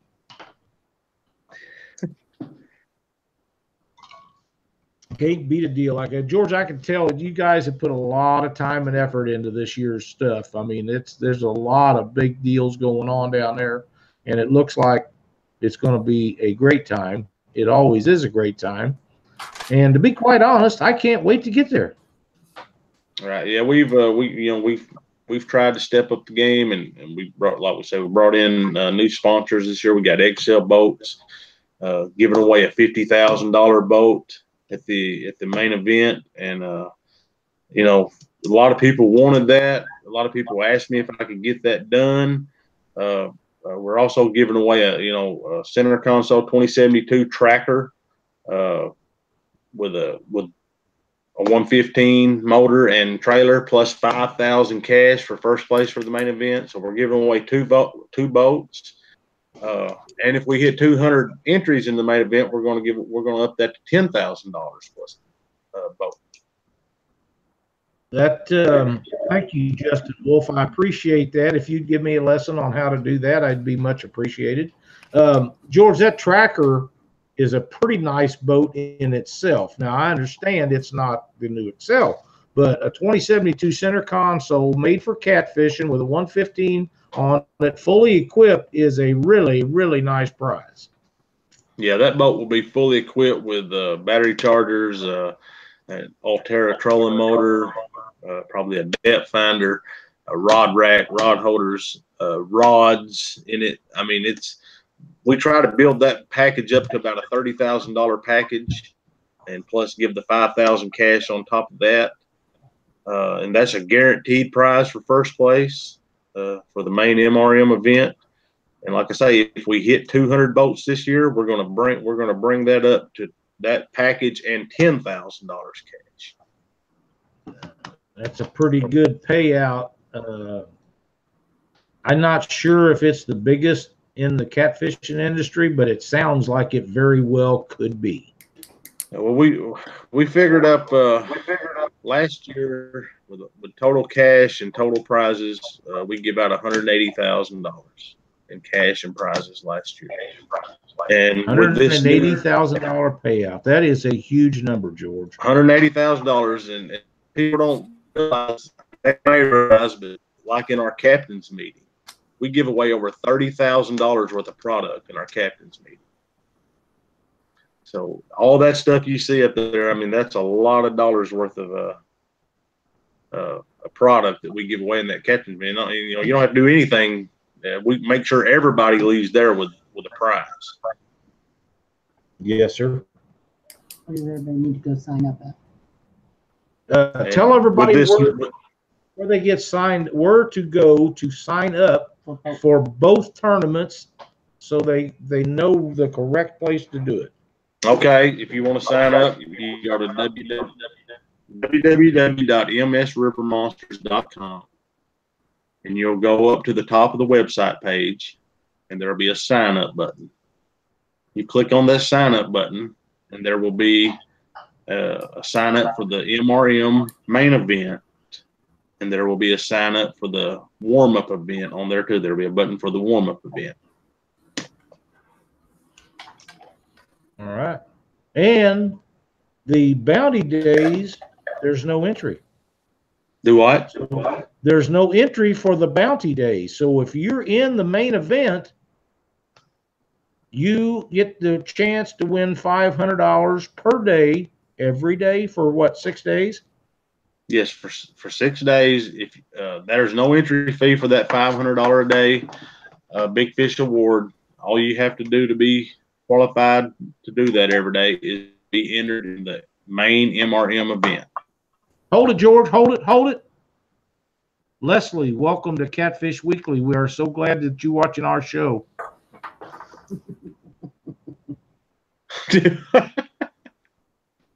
People knew how hard that you guys worked, Leslie, and I don't remember the other little girl's name that helps her. And you, I know, as big as this is, from doing it for years, and not to that extent, how much work is put into an event like this. It is astronomical hours put in this, and I know that Leslie and her helper and you are constantly working to make this better. Yeah, Lyle, we work on this daily and nightly. Yes, sir. I mean,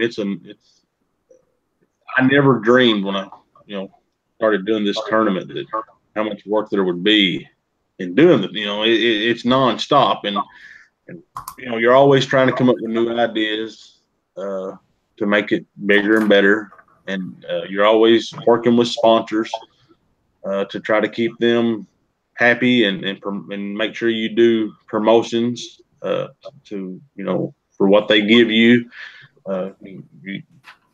You got to do what keep all the promotion out there to keep them happy.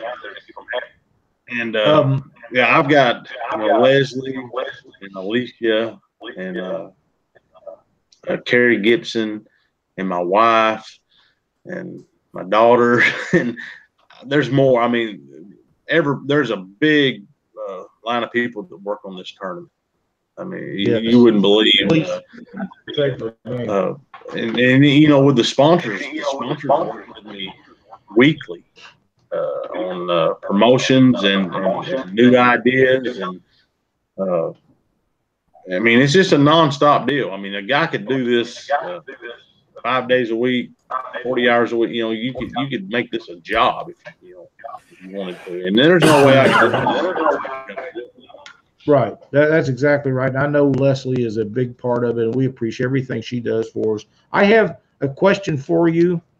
Can you win the bounty days more than one day? If you win one Monday, can you win one Tuesday or Thursday or another day? Yeah, you can win all 5 of them. Or 6, whatever there is. That's my goal right there. Doc, You better stay out of a spot, man. There's an opportunity. There's an opportunity there to win $2,500. If you're and we got some great. I want to mention we got some great sponsors for that.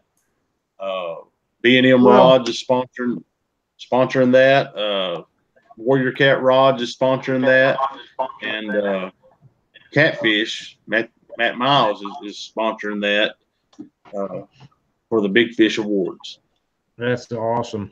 We have three great sponsors on board for that.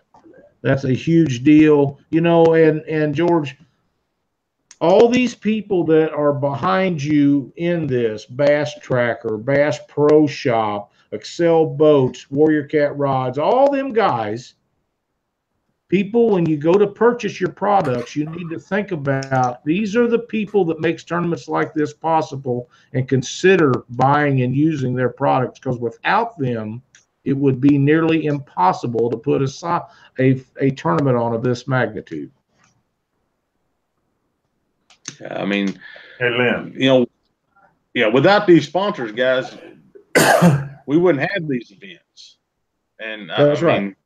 Me and you're not going to whoop out the bill out of our pocket, Lyle, and put, you know, yeah, we can't do it.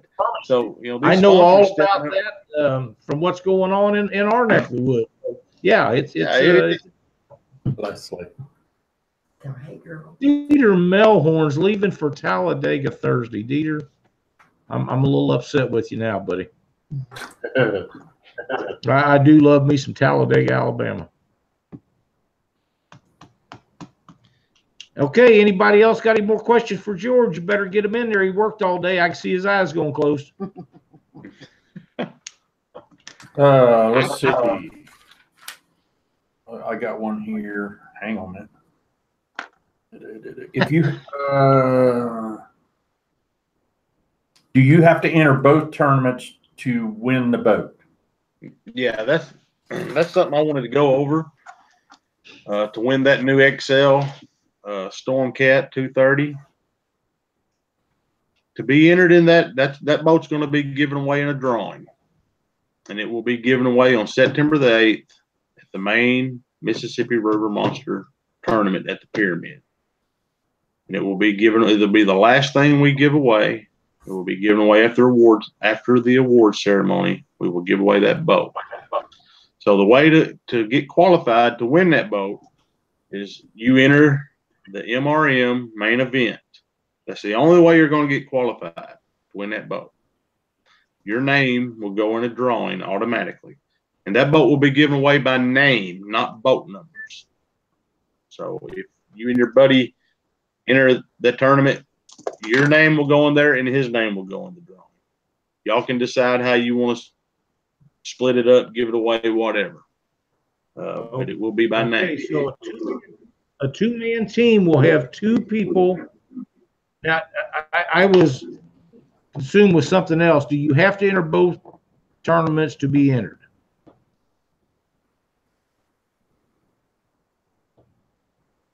I lost you, Lyle. I said, do you have to be entered in both tournaments to get in the drawing? No. You enter the main event. The main event on September the 8th. Your name goes into the drawing for that boat. If you decide to fish the warm-up event on the September the 1st, the XL warm-up event, the week before, you will get an additional name, additional ticket in the drawing. And that's another reason we're doing it by name and not teams. Because you may have a different partner that Saturday before. Right. And I understand that. Now, I know something that you have not even touched on in this segment. I understand that if you enter the Caruthersville Cabela's King Cat tournament, you can get a chance to get entered in it the third time.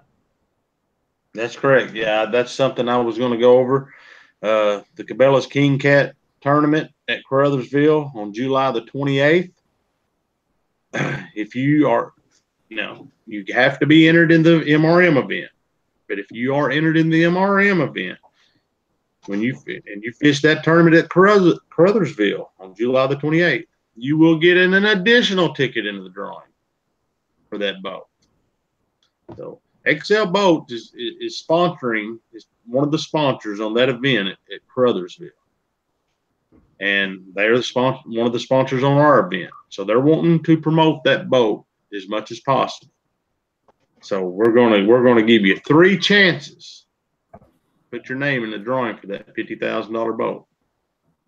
But the only way you get that process started is to enter that event.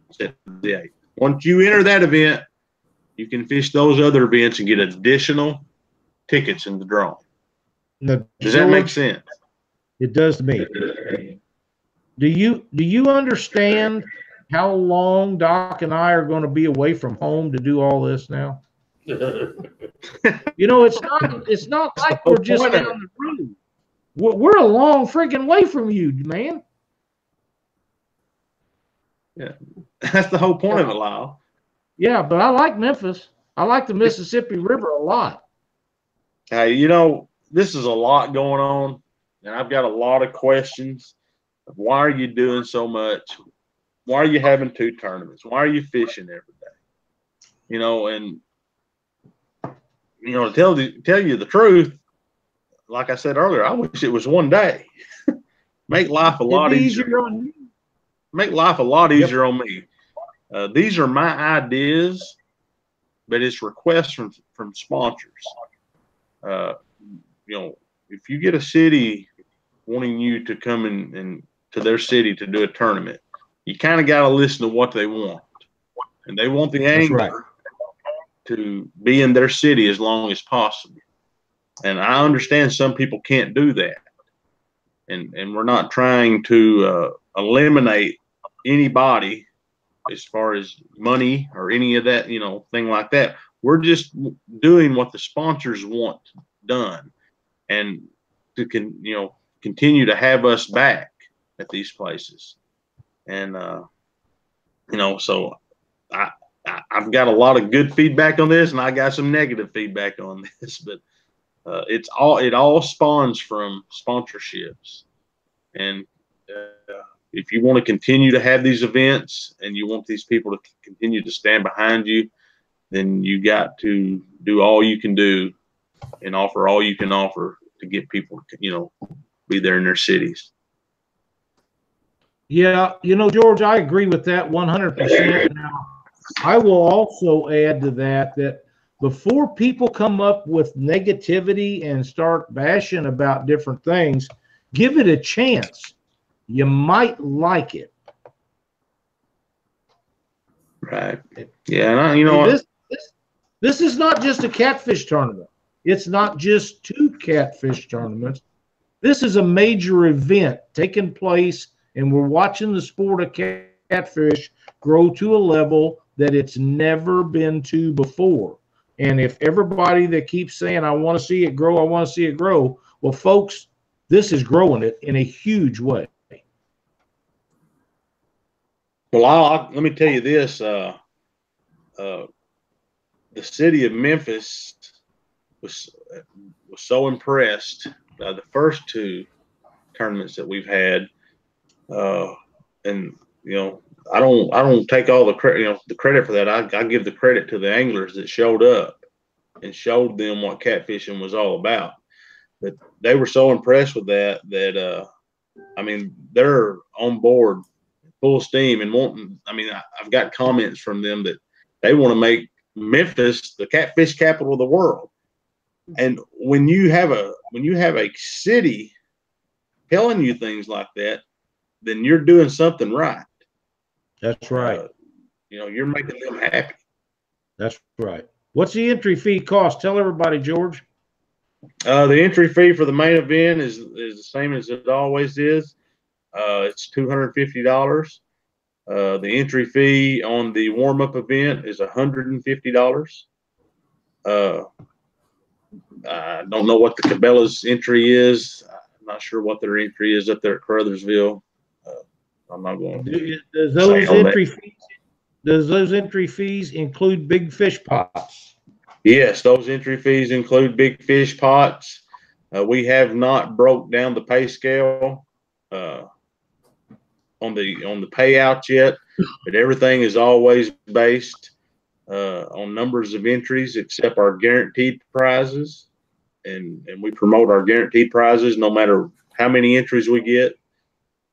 So right now we're guaranteeing first place to be that tractor package and $5,000 cash and a drawing for that new $50,000 XL boat.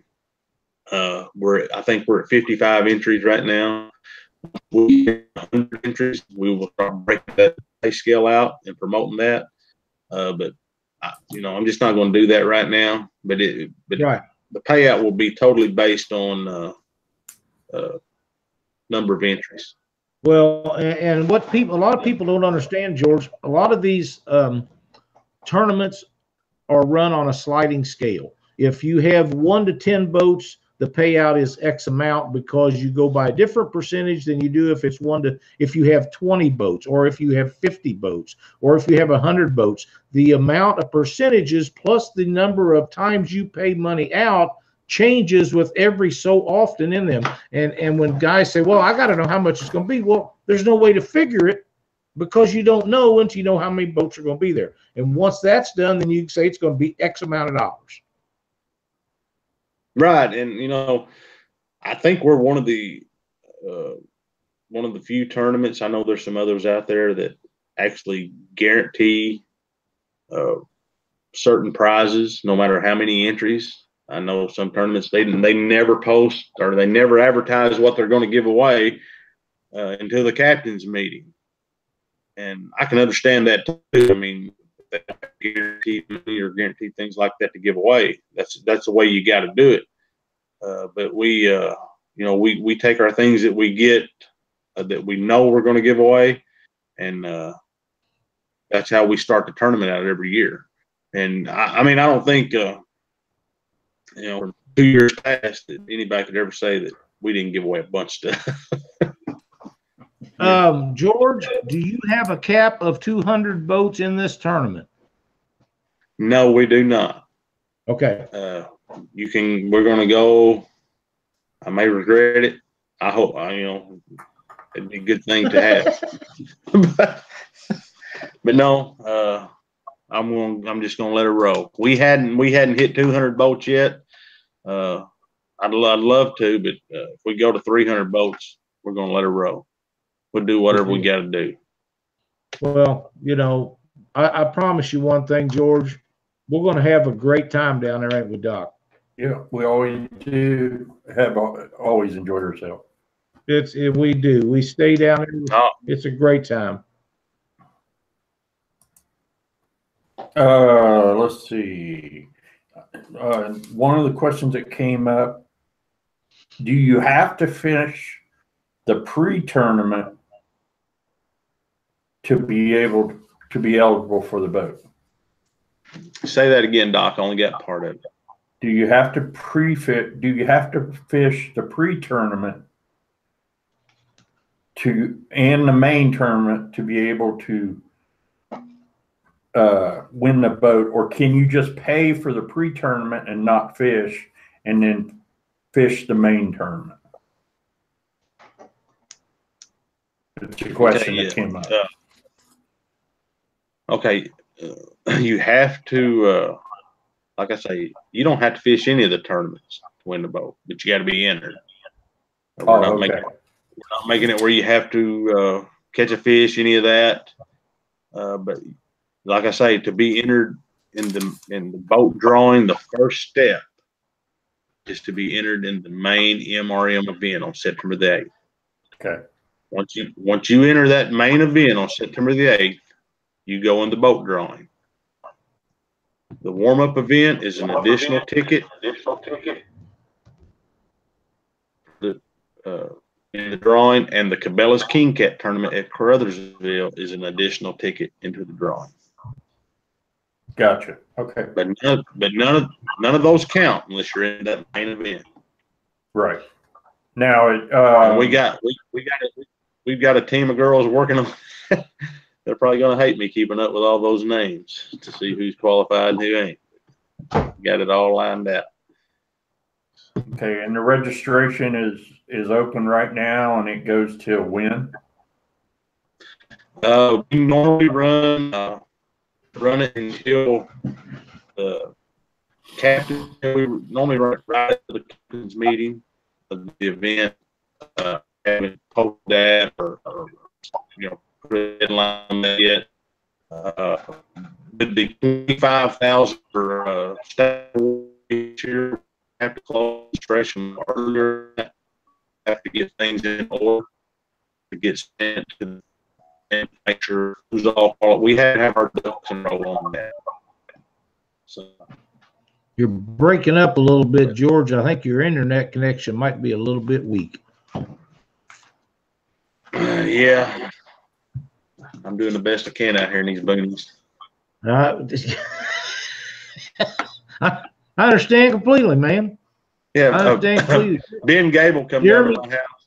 Ben Gable come down to my house about a month ago, and he said, "Man, you live in the swamp." In the swamp. Yeah, there you go.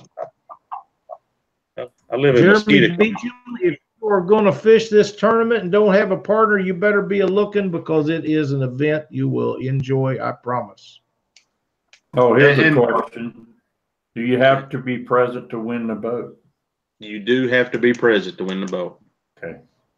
Yeah. That's a sponsorship deal. If they're going to give away a boat, they want you there. They want participation. And they want you to pick pictures and all that. Yes, sir. Well, and I can't thank XL Boats enough. I mean, I didn't think I could get that done on that boat, but Glenn Foreman, he stepped up to the plate, and J. Paul played a big role in getting that thing done, and I was just blown away that they give that boat away at our event. Well, Excel has stepped up in a big way in this event. They really have. Yeah, yes, they have. And they're going to be giving away one of those for the Cabela's year-end championship they have. Yes, the weekend after my event, the Cabela's King Cat Classic, they will also be giving away an XL Stormcat 230 motor, trailer, the whole rig to the winner of their event. Mine is drawing theirs is to the winner, I believe. Pretty good. And anybody that hasn't seen that boat, this picture is not. You can't. The pictures don't do that boat justice. You have to see that boat in person. That boat is. It's just amazing. Yes, it is. Yeah. I told J. Paul earlier that when you pulled in and been down at the conference, that I was in it before the wheels actually stopped moving, but I really was. You were. Yeah. You and I had talked a couple of times throughout the day about different things, and I knew that it was going to be there. And the last time I talked to you, you said, I'm this far away from there, and I waited until you got there. It was that big a deal to a lot of people. And I wasn't the only one who was out there waiting. There was a lot of people out there waiting to see that boat. And it didn't even matter that it was raining. Nobody cared if it was raining. That boat got a lot of attention, and I mean, you wouldn't believe how many people messaged me and asked me about that boat. But XL, they stepped up to the plate. They went all out on that boat. They listened to the pro staff. They listened to the fishermen, and all the expectations I had for that boat, they went way far beyond that. They just went all out. Yeah, it's very nice. I think you guys are going to do well with it. I'm glad to see them step up the way they did. We needed somebody to do that. I'm glad they done it. It's outstanding. I think it'll be a well-received boat. Right, and companies, it takes, that's a big process to do that. And, yes. they hired engineers and they listened and they did it. Yep, that's exactly right. If there's a third person in the boat, do they get a ticket too? Yeah, see? If there's a third person in the boat, do they get a ticket too? Yes. So Absolutely. That's going to go by the rules, because there's the rules are in the rules that you can have a third person if you meet certain criteria. So there's no way we can't put that person in the drawing. good deal. Yep. That's how, like I say, George, you guys have really stepped it up and made this awesome. I can't wait to get there. I know Doc's excited about it. We'll have a great time. Yeah, we look forward to having you guys down there every year. Lyle, y'all do great. Y'all help us out a lot of promotion for the tournament, setting up, doing the live shows down there at the Pyramid. Y'all's a big part of the event. Well, we can't wait to get there. We're excited to be down there and see everybody. And of course, I can't wait to see Bill dance. Oh yeah, Bill dance, and that's something else. We still have it open up the first 100 entries into the tournament, going to a drawing to go fishing with Mr. Dance. That's what my point was, what we was getting to, and who in the world don't want to fish with the man himself? I mean, if you got to fish with Bill Dance. If you win a chance to fish with Bill Dance and you don't want that, all you got to do is call this old fat man, and I'll be happy to drive down there and jump in the boat with him. In fact, I'll take my boat so he don't even have to get his out. Well, if you win that trip, I'm gonna be in there. I'm gonna be in the boat too. And we're gonna have that new XL. Well, there you go. You get to fish with Bill, and you get to ride the new 230 Storm Cap. You can't go wrong. Oh, I'm supposed to have that boat the next day or two, and me and Jay Paul's going to do a lot of stuff in that boat, and we're going to show that boat off a lot more, in the next few weeks. So just be looking for some more videos. I think everybody's been watching those videos he's been putting out, and they've been tuning in to what they're doing. Keeping everybody, they're really good about keeping everybody updated on the new stuff and the testing. Like I say, I did see the video where he cut through that barge wake this afternoon, and he wasn't just easing along there. There was pretty good weight coming off of that boat, and he just went right on through it. They evidently had a drone that they was filming it with, because it done a really good job. So yeah, pretty cool deal. Like I said earlier, Jeff Dodd was on that adventure, and if anybody that knows Jeff Dodd knows he don't sugarcoat anything. That's right. If the boat rode good, and he said it rode good, then it rode good. He compared that boat. He compared that boat to his big black boat. And when he did that, I couldn't believe it. I said, that boat, if you're comparing it, the ride of that big black boat you had, then XL. They did a great job. That's right, because I have one of those, and our boat rides good. Jeff's is 3 foot longer than ours, but ours still rides very good. And yeah, Jeff had that boat a long time. He would have never had that boat that long if it was beating him up. Right. You could be in a tournament, and Jeff could come up the river, and you'd be behind 3 or 4 barges, and you'd just be beaten to death trying to get up the river, and Jeff would come by wide open, just busting through everything. Yep. And that's because exactly the ride of that boat he had. Yep. They rode good. Sure do. Well, all right. If nobody else has got any more questions for George, and if you have anything else that you'd like to tell us right quick, now is the time. You know what? Just if you can, follow us on Facebook on the Mississippi River Monster page or my personal page. And I will try to keep this stuff updated as much as I can. If you have any questions, always welcome to message me through Messenger on Facebook. Shoot an email. You can even call me. I have my phone number available on the Mississippi River Monster Facebook page. We're not here to confuse everybody. We're here to help and do whatever we can to make this as easy as possible with all this stuff we got going on. That's right. George, you know that sometime when it gets closer to tournament, before we all leave for the tournament, we probably need to get you back on here and go over things again. Right. Yeah, I'm willing to come on anytime you want, Lyle. Yeah. As long as that work don't get in the way.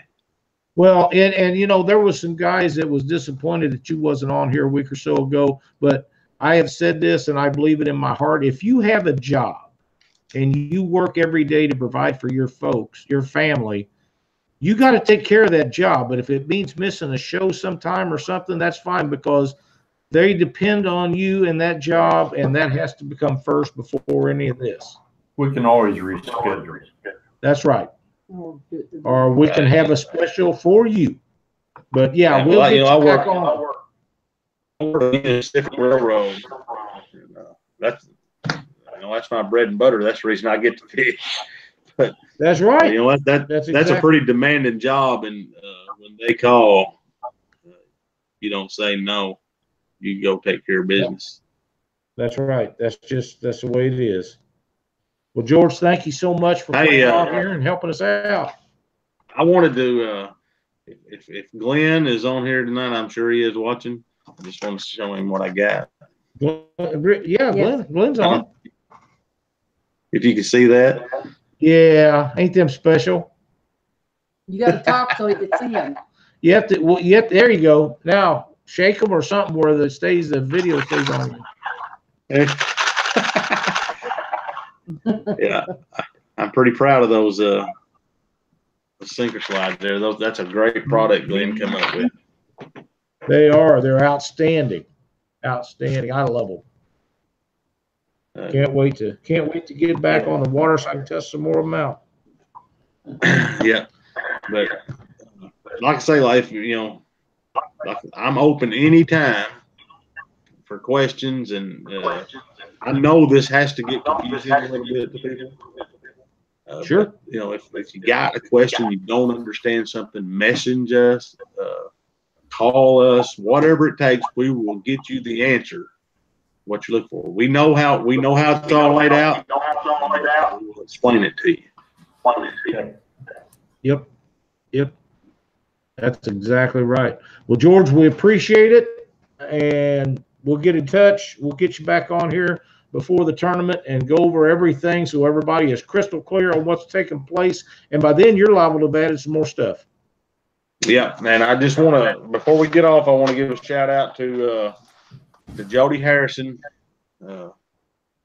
for, you know, coming. He's going to come down and set the big stage up for the main event. I always want to give a shout out to Jody. Great guy. Helps us out. We couldn't do it without him.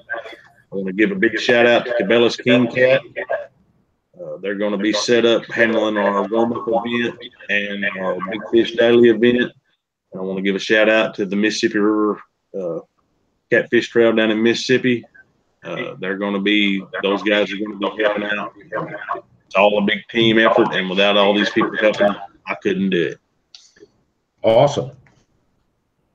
It's going to be huge. Yeah. It's going to be fun.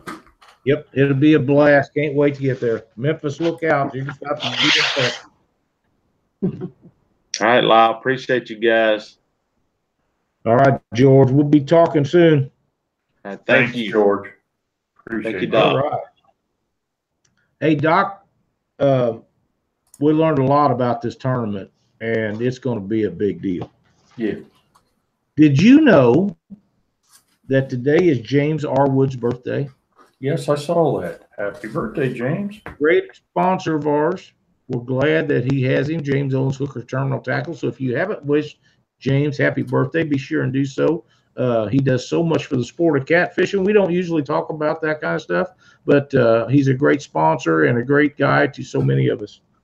Some awesome people were born in April. You know? That's what I hear, and I know that you have a birthday coming up. Yes, I do. Because on our new website, there is a calendar of events on there, and we're adding stuff to that every day. And the first time I seen the calendar event, your birthday was already on it. Oh, wow. So I think you was the first entry on it. So that's pretty cool. Good deal. So you guys be sure and don't forget to check out the Catfish Weekly new website. Be sure to thank we got Doc's tip of the week yet, Doc? Yeah, we got that. And we got a bunch of stuff here to go over. This has been a lengthy one. Yes, it has.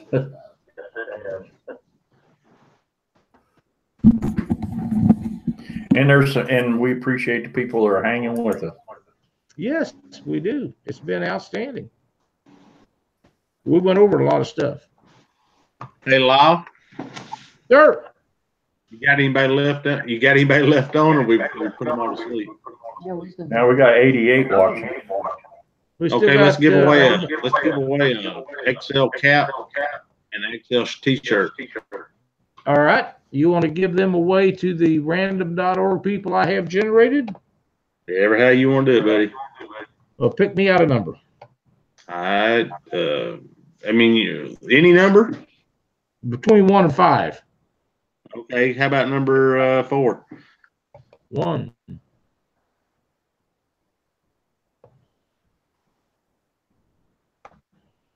2.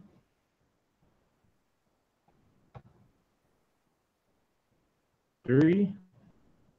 I'm not very good at the laptop, George. I'm not real good with one that's not a laptop. And 4. The winner is Aaron Bass. Aaron, if you'll contact George, he will tell you how to go about getting your new hat. Thanks for watching Catfish Weekly. Go ahead. I just want to let you know we had 3 entries come in tonight since the show, so we did something right, guys. Holy crap, that's awesome, man.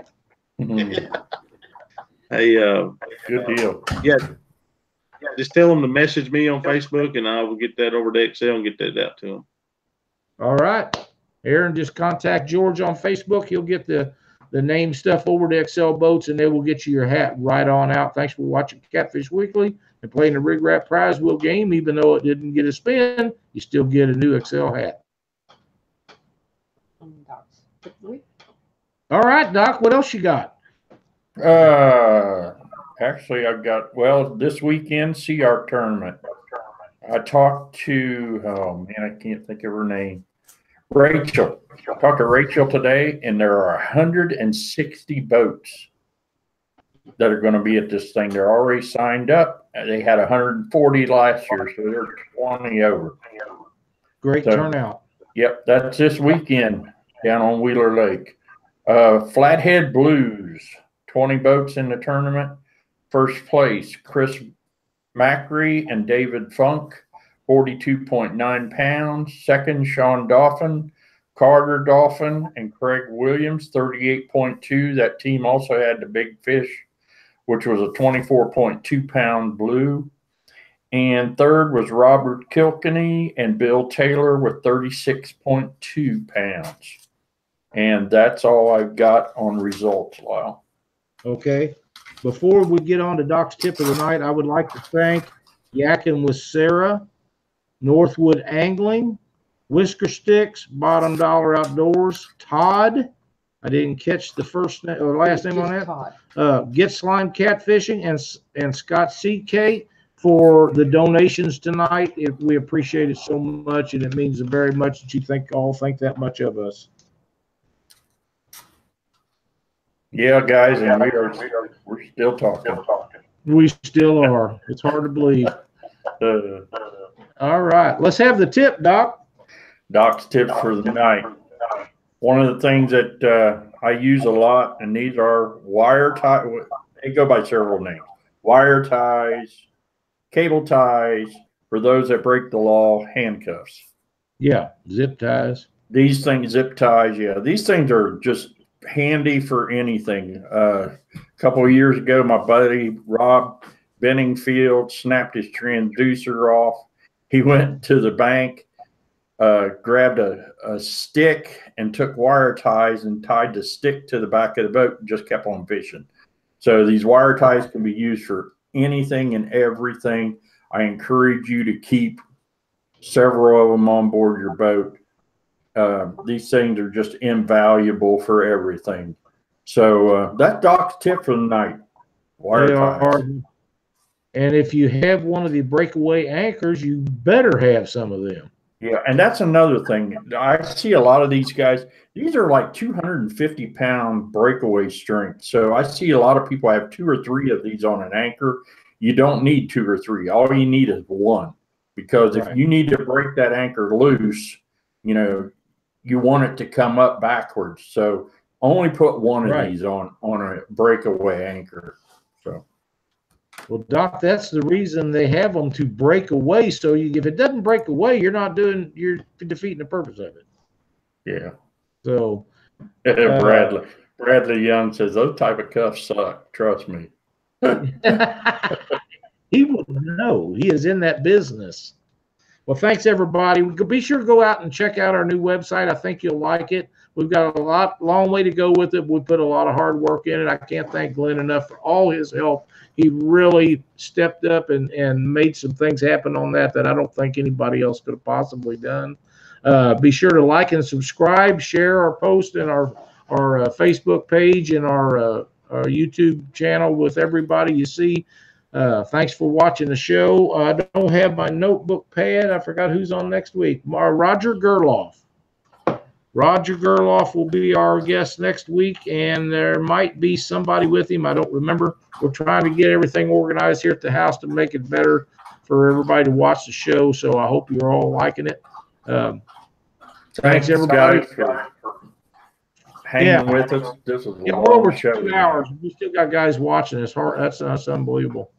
Yeah. Jack, the website is www.catfishweekly.com.